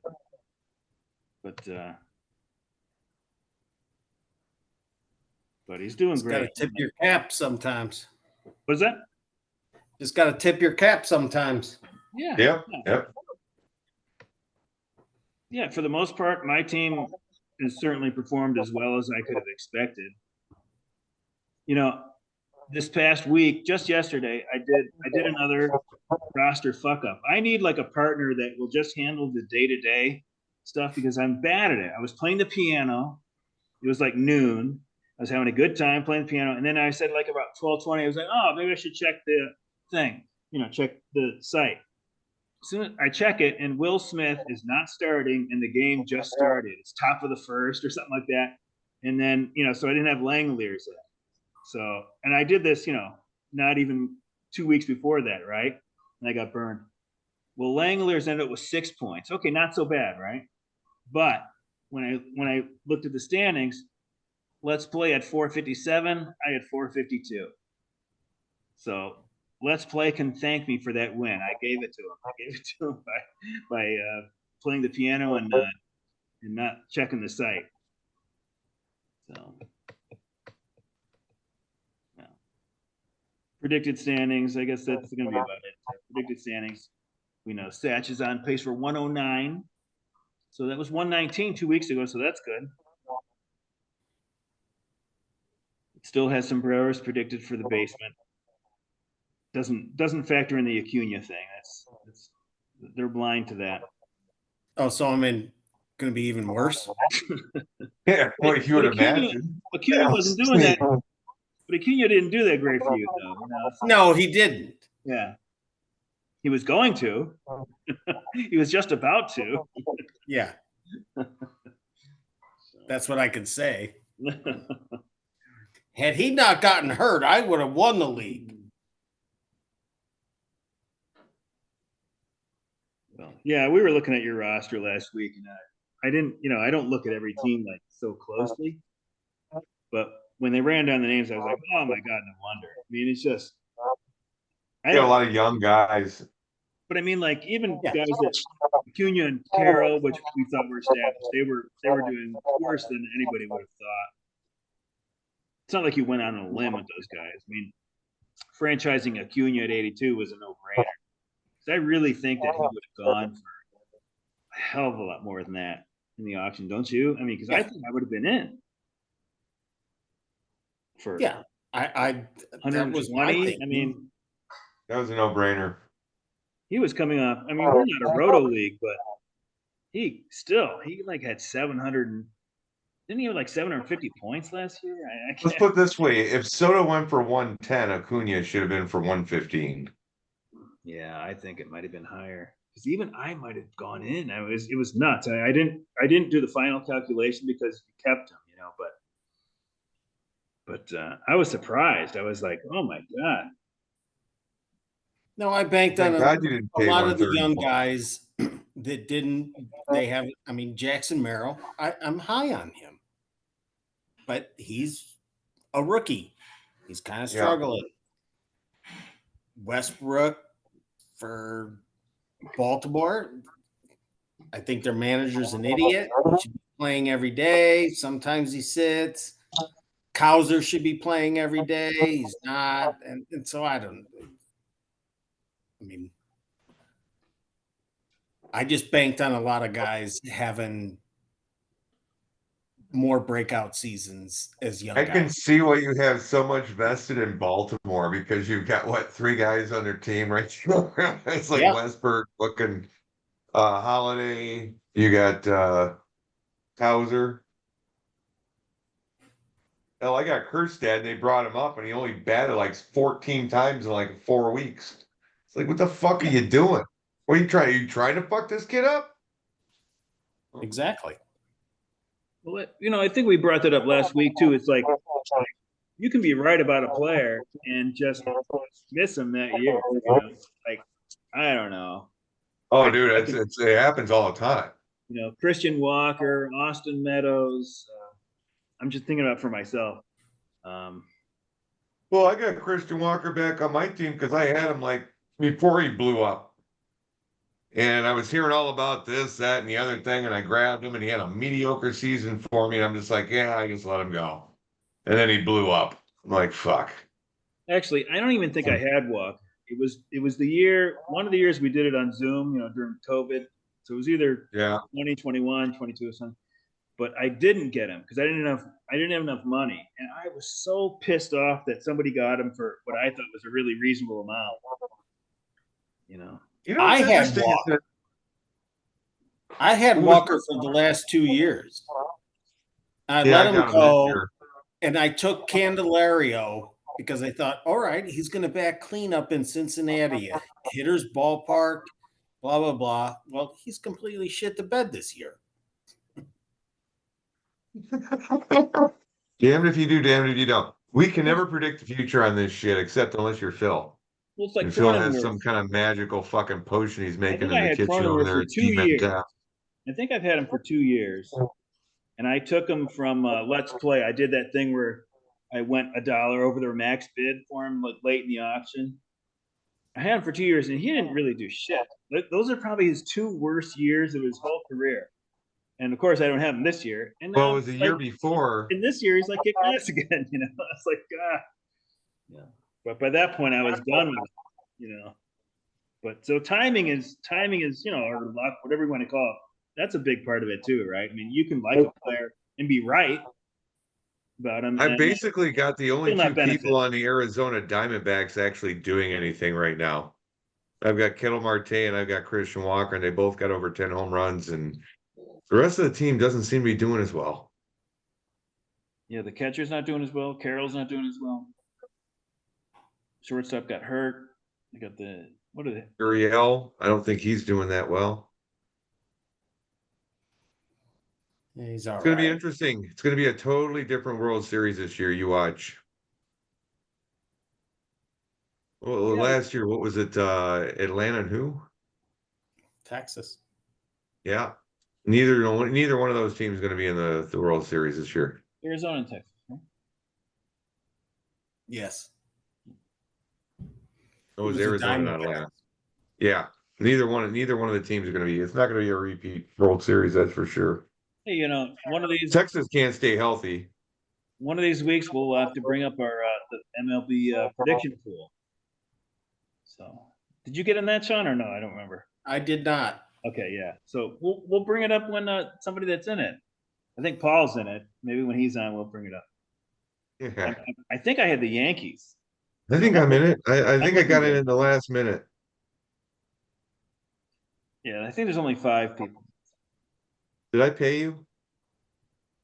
I'm not sure.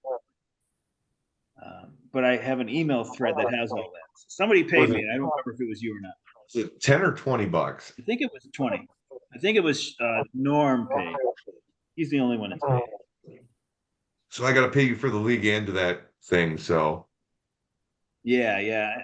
I'm gonna have people pay for the prediction pool, so then the winner will get his money. Because we had years where, like, I think Dave Clark won it one time. He didn't get paid, and I was like, that sucks. I can't run this if the winner isn't going to get his money, So. Right. I sent you the league feed today. Yeah, I saw it. I updated it already. I did it immediately. Yeah. I mean, not that you need to worry about me, but whatever. No. It's been a crazy 2 months. No, I appreciate it. I have this unofficial clock with the money where the amount of people I want the season to be percentage of the season to be less than the percentage of people who have paid. So I think we're at like 8 of 11, not including me. So 8 of 11. So I'm good till like August. I guess I shouldn't broadcast that, but I'm not too worried about it. But I just want to have the money when I need to pay it. No, not right. But that's the only thing I worry about. Yeah. So do I need to have your money for 6 months where I don't pay it out? No, but come October 1st, because I do send the money out fast, right? I don't hold on to it. So those trophies that were ordered and that stuff is, because by that point in the season, I'm ready to like get the off-season sheets out and just wash my hands of being, commission duties for a few months anyway, So I don't want it to linger. Then it's fantasy football season. Yeah. Hey, so what was your Venmo again? I mean, I got to Venmo you money. Oh, it's on the standings thing. It's Diane, but I don't know. There's dashes in there. I'm not sure. Okay. Yeah, there's some dash at the end. So what's our league? What's our league dues? Is it 100? 100 for you. Yeah, for you, 125. But for everybody else, it's 100. All right, so I got to give you $100, and then I got to give you 20 for the prediction pool. Yeah, that's right. All right. And then that extra 5 for what? Just for whatever, just for reach around. Yeah. Okay. Nice. $5 hand.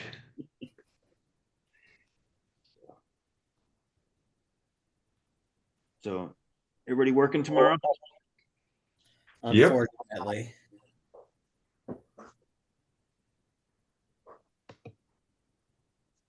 You asked for some. Oh, you wanted to see the Yahoo page. Maybe I'll share this and we can look at that before we wind down completely. You see,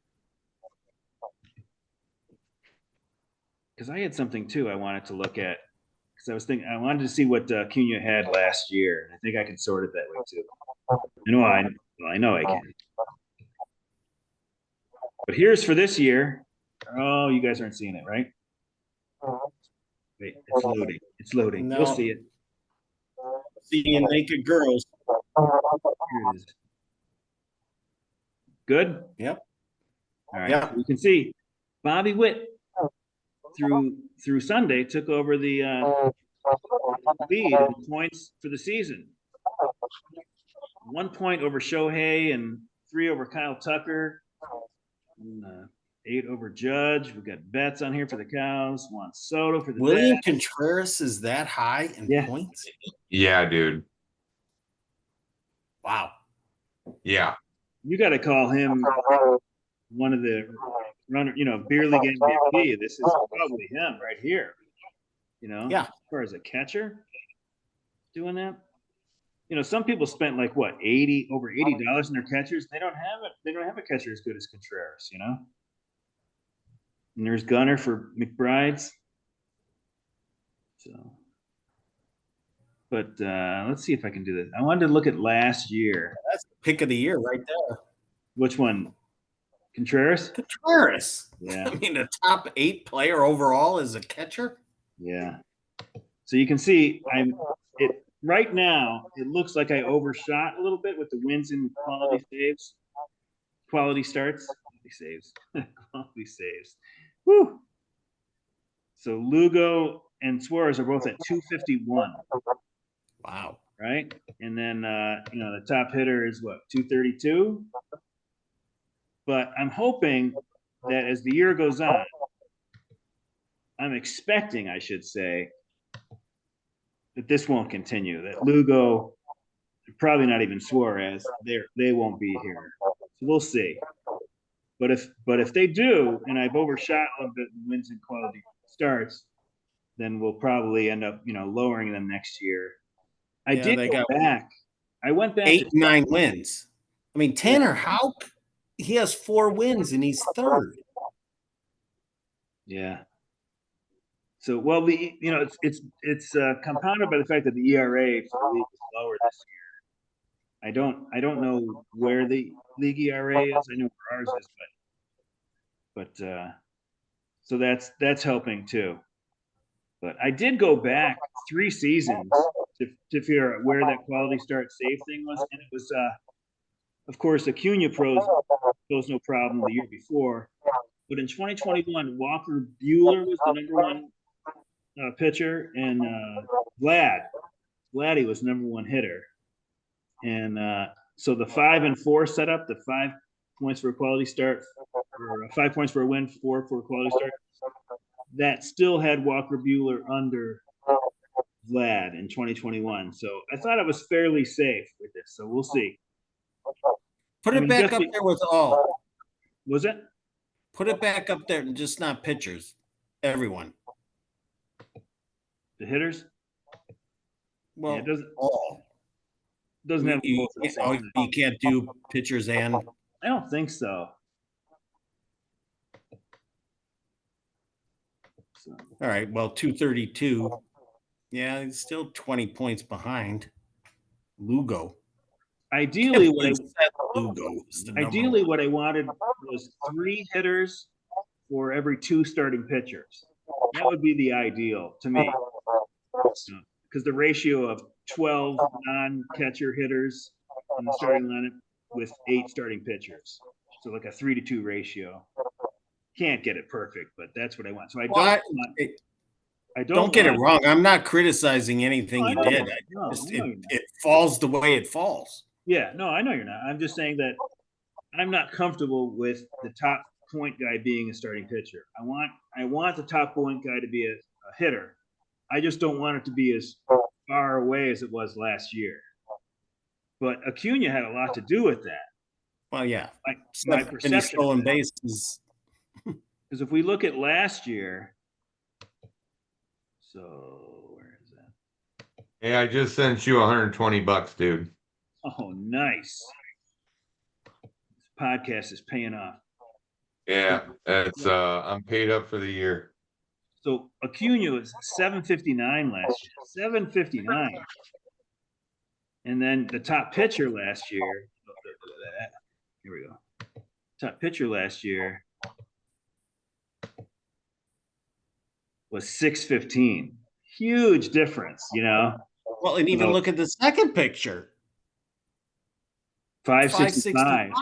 Yeah, so that's why a change needed to be made. But it looks like 5 and 4 potentially could have been too aggressive. But I don't think that. I don't know what I would predict, but I do think that it's very likely that by the end of the year, that the top hitter will outpoint the top pitcher. Because unless if it was somebody besides like a Seth Lugo, Ranger Suarez, no disrespect, I like them both, But if it was somebody else, then I'd be maybe more confident that they would hold on. I don't think that those guys are going to hold on, so we'll see. No, I don't either. But Jesus Christ, what a fucking clover leaf in their back pocket for Phil there. Seth Lugo. Who would have thought that Seth Lugo would have the year that he had this year?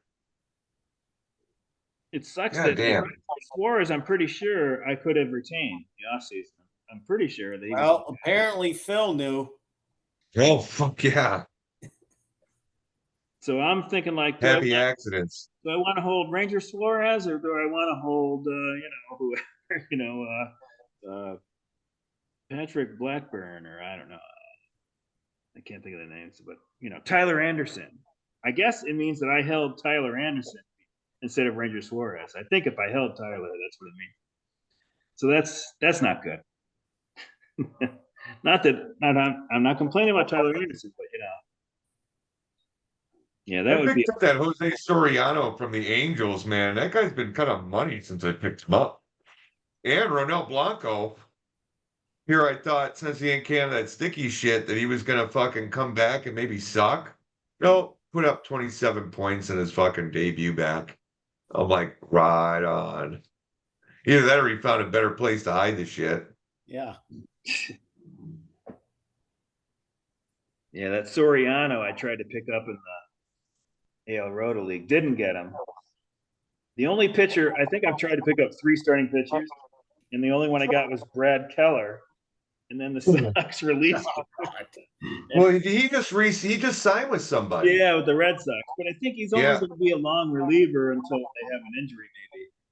Hey man, but if he qualifies as a starter and they throw him out as a long reliever every couple games and he pitches well, that's a good fucking person to have on your roster. Yeah, I dropped him. I didn't. If I expected he was going to be this low ERA guy in a relief role, then I would. But like, I was already expecting it as ERA. What would you expect? Be around 5, little below 5. Is it 12? So I was like, he's not even really going to help me. This league has an innings category, so he would have helped with that. So I'm in trouble. I'm in second in innings right now, but I just had 2 pitchers got hurt, and I didn't replace them. I didn't, 2 starters got hurt, and I've got bullpen guys in there now. So, but I had Dean Kramer for the Orioles. He's another one. Kyle Bradish and Dean Kramer cannot tell them apart. So when I saw that Bradish was having a no-hitter, I was like, oh my God. And then I was like, wait, do I have him? No, I had Kramer last year. Kramer. I don't know. I have a mental block on these guys. I had Kramer last year and some of this year. I dropped him this year. He was pretty damn good last year. It's just he can't. I don't know. He's just coming out of the fucking blocks pretty slow this year. How's he been doing for you? I think he's been doing all right. I don't watch that closely. It's funny in this league. I don't even watch what my top guys are doing because I'm not going to drop them. They're staying on the team. They're playing. It's like all these like bottom end guys that I'm like looking at like, oh, he's only he's a righty platoon player. Oh God, I hate that. The league is too deep. I'm not even getting into like skill or anything. It's like it's just about who has a job. It's like it's too deep. You would think like that would be good. It'd be more of a challenge, but it's like it's just. With the amount of players that we carry on a roster, it's kind of stretching thin right now with 12. Yeah, I mean, but according this is about as far as you can go. You couldn't add 2 more teams and expect to, and have the same amount of roster. This league, even with our 30-man rosters, I think we have 27, including reserves. I think it would take. I figured it was like around 22 teams. It's like the equivalent of like us having like 21 or 22 teams in the beer league. It's just it sucks. I mean, we could have more in the beer league, but not much more. Dude, yeah, you know what? The thing about dealing with 20 people with 22 different teams, that's got to be, as a commissioner, that would have to fucking blow. Well, he has 12 teams. I know, but if you had 22, you know what I mean? We had 22. Yeah, we had 22 in 1996. There was 22 teams. That was a draft. No retention. Especially the way it's like texting and shit now. Then people would never leave you alone. I gotta get another drink. And that was back before Yahoo handled everything, right? So I did do the stats for the league that year because I had the stat service back then. I don't know if you remember Fanta right. Stats. I do remember that. Used to advertise in Fantasy Baseball Magazine, Fantasy Index. Yeah.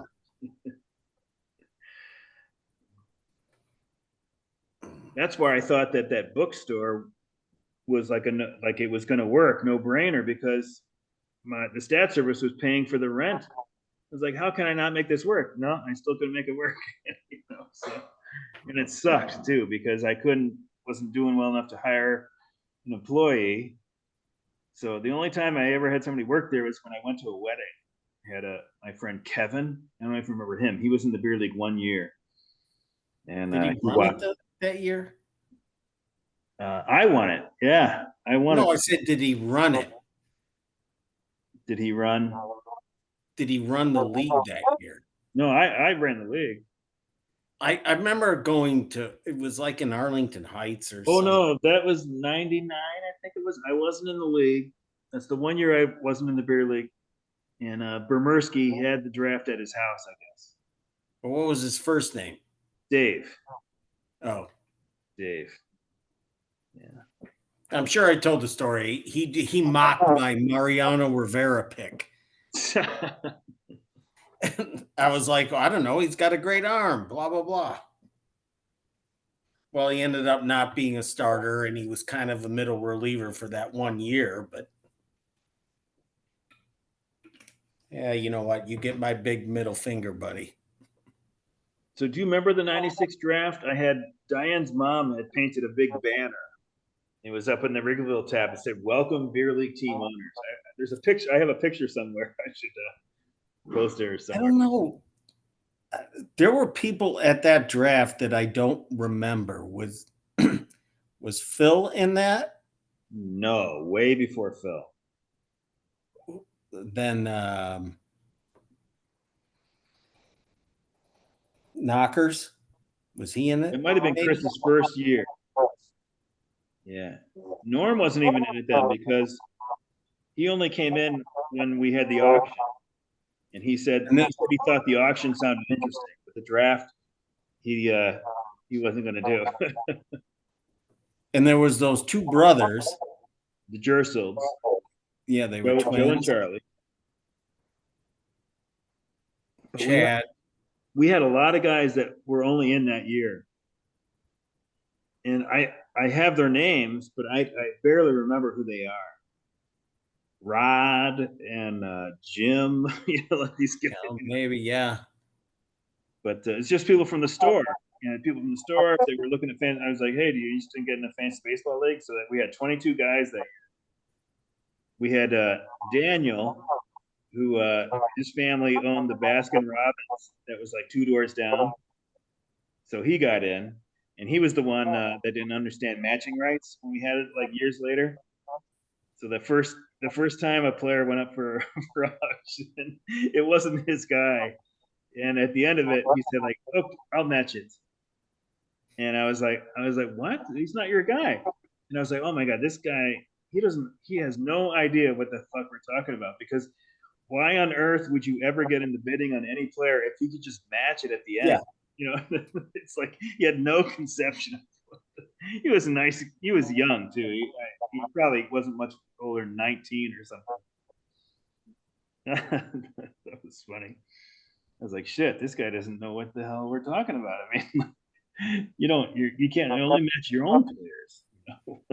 Otherwise, it would be a silent auction, literally, right? Nobody would say a word. One thing I remember about your shop across from the Metro back in the day was that Wesley Willis used to park his ass out there and sketch up and down, like, the street and shit. And they were $5. And I can't tell you how many times I could have bought one off them, and I never did. And I wish I would have, because those things are fucking worth a lot of money now. It's so funny. My kids, both 2 of my kids, both, maybe they all do, know who he is. like from the internet or something like, and they thought they couldn't believe that I, knew him a little bit, and because he would come in the store, and what he would do, what I remember him doing is like he would point. I had all these stadium posters up on the wall, and he would point to the stadium, and then he would ask me what the capacity was. And I didn't know what the capacity was, but I was like, well, I don't know, like 50,000. And then he'd go like, what about this one? And I'd go like, I don't know, maybe 45,000. I had no idea, but I was just, but so that was my conversation with Wesley Willis. I mean, he was, he was out of his gourd. Well, it's like some autism thing going on there, along with schizophrenia. But my kids, like, I guess they think he's hilarious, but I think they think he's like pretty brilliant too, right? I mean, they're pretty impressed with him. And He used to come out. He used to come out to the clubs a lot, and I had talked to him, and he played the Dome Room on the Wesley Willis fiasco, and it was actually pretty fucking good. But he also did by himself with just the Casio keyboard, and his just doing his shit. I mean, but the thing is, people would say, "Tell him Ra," and if you said Ra to Wesley Willis, he'd headbutt you. He had this fucking dark spot right in the middle of his forehead from doing that too. This was a big dude, Sean. Yeah. So if you ever see a Wesley picture of Willis? him, so No, if you ever see a picture, No. yeah, if you ever see a picture of him, he's got like a dark spot in the middle of his forehead. That's from headbutting people. I've gotten headbutted He from. was as big as a football player, black dude, and obviously had some, different brain going on. But I was on a bus with Wesley Willis one time, just out of chance, and he had his headphones on, and he's sitting there, and I knew, I was like, "Oh, there's Wesley." And this woman's just sitting 2 seats down from him, and she doesn't know who the fuck he is. And all of a sudden, he just blurts up, and she about fucking shit herself. And I'm sitting there trying to not laugh, but it was fucking funny. He just had this tendency to just like fucking go unhinged for a minute. he would come in to the Riggerville Tap and selling his cassettes or CDs. I don't remember. Yeah. And maybe it was just $5, maybe it's 10, but I never bought one, and I wish I had now. Because like I would be like I would have been a hero to my kids a few years ago when they. This is an original, kids. This was recorded by Wesley himself. I don't know. He had some song about McDonald's or Big Mac. And then he used to end every one of his songs with like a tagline from a commercial: "Cheetos, the cheese that goes crunch." But yeah, so he did hang out. I guess maybe because I was one of the only stores that wouldn't shoo him away. I don't know, why he always. He was pretty harmless for the most part. Yeah, no, I never. All right, boys, I gotta go. Yeah. All right, buddy. All right. Well, good luck to you going forward. Yeah, we'll see. Well, the Braves are going to move forward with Kalanick playing every day, right? So, maybe you can do the same. Overcome the Acuna. I'll work for it. All right. Good talking to you guys. All right. See you, All Sean. right, man. Take care. Oh, yeah. We're about 2 hours now, huh? Yeah, we're at 2 hours. So that concludes another Beer League podcast. All right, Jeffy. Well, thanks for coming on, and hope you had did you do anything especially fun this Memorial Day weekend? Saturday night, there's a girl leaving for Los Angeles who was working over at Lemmings, so it was her going away party, so I stopped in there to buy her a shot and get the hell out of Dodge. Yesterday? What the fuck I do yesterday? Why is she going to LA? Yesterday I went up to the bar for a little bit. Today I went up to the bar for a little bit. Is that Lemmings? Huh? What's the bar? Oh, I went to Lemmings. And then today. Why is that girl going to LA? Oh, she's trying to get a music business and stuff like that. She was a bartender over at Lemmings, but she wants to do what she went to school for. Which is music, you said? Band management type of shit. So she's moving out there. So good luck to her. What, Um, there's no bands in Chicago? yeah, Come on. I don't know. Scale, I don't know. Couldn't tell you. What else? Sunday? Didn't do much Sunday, just knock some stuff out around the house. Easy peasy. And then today went out shopping, got some stuff to get. Good to go. All good. Hit the bar again a little bit today. I was getting all my usually I do all these weekly jobs on Sunday, but I pushed it back to Monday 'cause it's a 3D weekend, and I was getting them all done before the Mets and Dodgers at 4 o'clock. And then I look maybe a couple hours before I see Pete Alonso and Brandon in with a red X in a circle on the out page and said postpone. I was like, what? It wasn't even raining here, you know. But Yeah. but it was. I guess it was raining there. It started raining here about maybe 5 o'clock or something. That's that thing is when you miss that like 2 hour match that guy's not going to play and you can't get somebody from your bench in time. You know, this one didn't matter because I didn't have anybody else to bench. There was like days off and stuff. So, but I was just meaning like I was going to enjoy watching the Mets lose to the Dodgers, and I was denied that opportunity. They're playing a doubleheader tomorrow, so I better make sure I get my Mets in before whatever that they're going to start that game. I don't think I have any Mets or Dodgers on my roster. I have Maybe no that's why I'm in last Dodgers. place. Yeah, I have Nimmo and Alonso. And that's it, I think. No Dodgers. I'm starting to regret trading Alonso to you. I don't know who got the better end of that deal. I don't have fucking what's his name anymore. What was it? Devers. I don't have him anymore, so it's just basically Yandy Diaz. He's the only one left from that deal. I traded you Devers and Diaz for Alonso? Yep. Really? Yep. No, that doesn't seem like a good trade.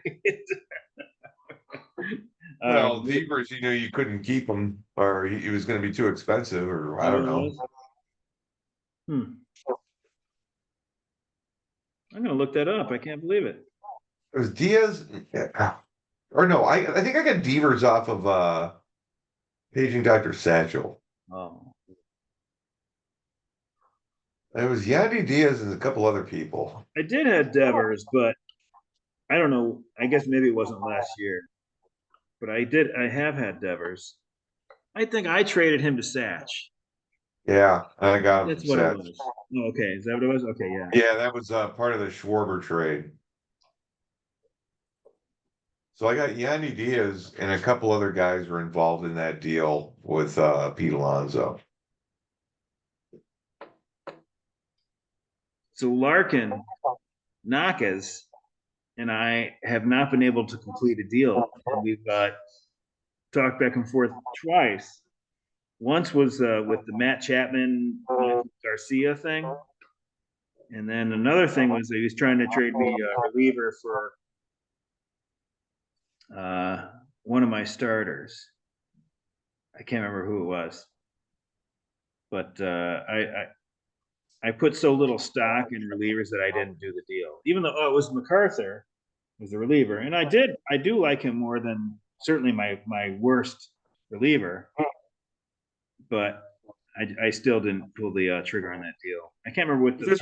Maybe it was just remember this: if Chris is throwing you that deal, he's probably throwing 6 or 7 other people the same deal for some 6 or 7 other different players. It was for Waka. Yeah.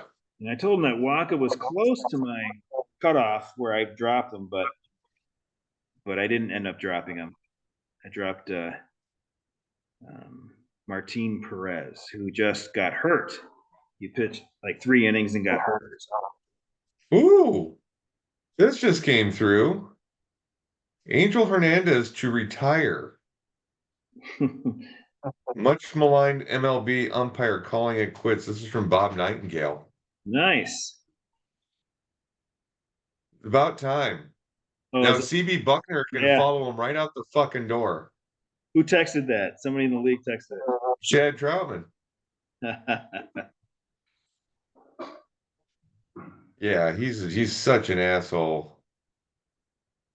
He's like this teacher with tenure that you can't fire or something. You know, like everybody has recognized that he's the worst umpire there is. I don't know that firsthand, but this is what I've heard from from everybody. And finally, we're going to be rid of him. Yeah. I mean, they should. They could pay the umpires maybe a little bit more, but they should be under scrutiny. And if you, Yeah, they should be. Yeah. I mean, I know they say their balls and strikes are so bad. They got to be I held was wondering accountable. too, why do they have to rotate where everybody gets a turn in the series behind the plate? I could see maybe you don't want the same umpire every night and he needs a break, but I don't think everybody needs to go behind the plate. If you're like Maybe there's a difference in pay.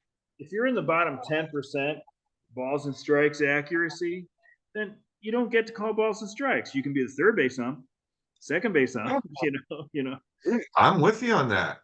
Yeah. It's just it's all a part of unions and how they structured it for themselves. That's all there is to it. But I don't think they make a ton But of here's money. the thing though, Angel Hernandez, they kind of slapped his hand a while back when they wouldn't put him in a playoff game. Yeah. And then he filed a lawsuit against the fucking league for filing like a racial discrimination lawsuit against the league for it. But he was a terrible fucking umpire, which is why he didn't win.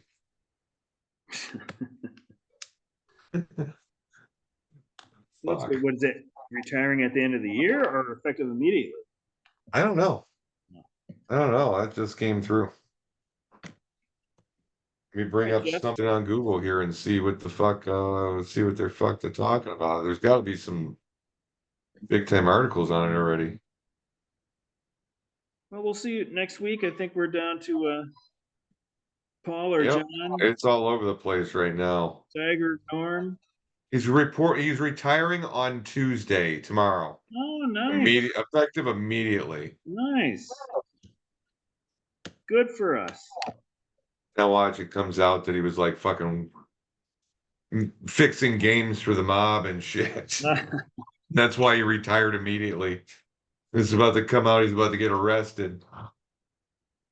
Oh, he was so fucking bad at it. So bad. And that's CB Buckner. I mean, he's not as bad as Angel Hernandez, but he's still pretty fucking bad too. There's a couple other guys, man. The guy that threw out who the fuck was it? Aaron Boone or somebody? Before he didn't even say anything. Mm-hmm. It was a fan that yelled something out of the crowd and he threw the Aaron Boone. That guy is gonna be another dumb shit. Well, I don't like the umps that have like a lot of pride and they sort of prod. They make the situation worse, they exacerbate the situation.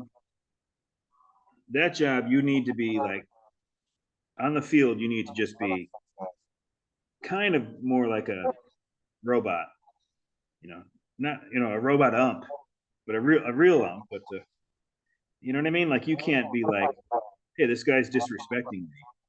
I'm gonna show him. You can't think like that. Yeah. Let the guys blow off steam. Nobody should ever get thrown out of the game walking away from the umpire. Like Starling Marte just got thrown out, I don't know, the past week or so. He was walking away. You know what I mean? Like if the guy's walking away and the confrontation is over, even if he's saying something, just let it go. If he like turns back around and go like, or give him a warning, go like, you keep this up, I'm gonna throw you out. And see what he does. Maybe he'll just go like, all right, fuck you, and go back to the dugout. But if he, the quick hook thing just doesn't. I don't understand that. Thing is, though, you can't really exactly hear everything that went down either. Too, he could have been walking away and went, "Fuck you, asshole," and you might. I think as long as he's walking away, just let him keep walking. And Marte, I think it was the first or second. No more than the second time that he's ever been thrown out of the game in his career. So he's not some like hothead troublemaker guy, No.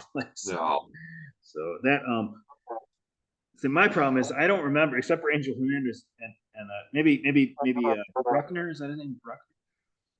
I don't remember their names, or I don't remember who was who. So I can see I can see a bad call, but I don't remember. Oh, that's this guy. That's Joe. Right. You know. So, but I know there's sites that have their their records, their ball and strike accuracy, and I don't know why they're not rated like that. Like you can't keep your job. That we got a guy from the minors that is calling balls and strikes at a 94% clip. You're only at 82%, something like that. Right. I mean, it shouldn't be one of those things where there's, just nepotism into it. You got like, different, there's a lot of sons of former, umpires in this shit right now. And I think I think all of them should be forced to know the fucking rule book forward and backwards and be tested every year on the new rules and all that other shit. I mean, they need to be, they need to be more students of the game and just not just go out there and think they know it all when they don't. There's, like that ruling the other day against the White Sox where, I think it was like interference or something, and it was like 2 outs at the end of the game against Baltimore. And they Yeah. just What gave was that? it was I saw like that. the runner was going back to the base and didn't even see the fielder, and the fielder kind of ran into him Oh yeah. when he's going back to the base, and they called him for interference. And then relative basically to the whole fucking scenario, it was an infield fly rule, so the batter's out. And then when he made contact with that runner, the runner was out That's before the BS. ball even came down. Yeah, that was BS. I mean, It was stupid as fuck. I mean, there and were it's just they had a couple of people talking about it that actually, according to the letter of that rule, letter of the law of that rule, that was the proper call. But it's just they got to change that rule because that doesn't make any sense in that situation. nope, nope. So, anywho, I got to roll. All I right, got to work in Jeff. the See morning. you I got next a week. meeting. I'll Yeah, man. I'll give Paul a call, see if he can do it, or John Yeah. Kimbler, or Norm, or Dave Steiger. Actually, next week I've got something going on. Okay. I am going with Tim Mullen to go see Triumph the Comic Insult Dog at the Den Theater in Wicker Park. All right. So we'll. So yeah, so it's we're gonna go see Let's Make a Poop. Okay. All right. So we'll figure out our schedule. But All right. but thanks for coming on, and good luck this week. Yeah, man. Good luck to you as You need well. some I'm luck. off to a bad start.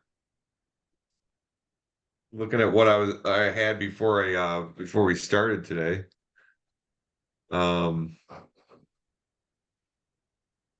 I've got a whole 29 points. The only thing I can point to is the 2014 Holy Cow. They were in last place in the beginning of June, and they won the league. But Yeah, all their guys took off at the same time. so Phil was actually in the league then. But Did he make any deals that year where it just like sent him? so, but other than that, usually if you're not looking good on June 1st, it ain't gonna happen unless you're Norm. Norm's the I one. remember that year. I definitely remember that year. So, anyhow, all right, dude. Have a great 69 day. Mets. And 69 Mets and 2014 Cows. They're brought up in the Yeah. same discussion often. I'm about to fall asleep. All right. See you, Jeff. I'll talk to you later, man. See ya. Bye bye.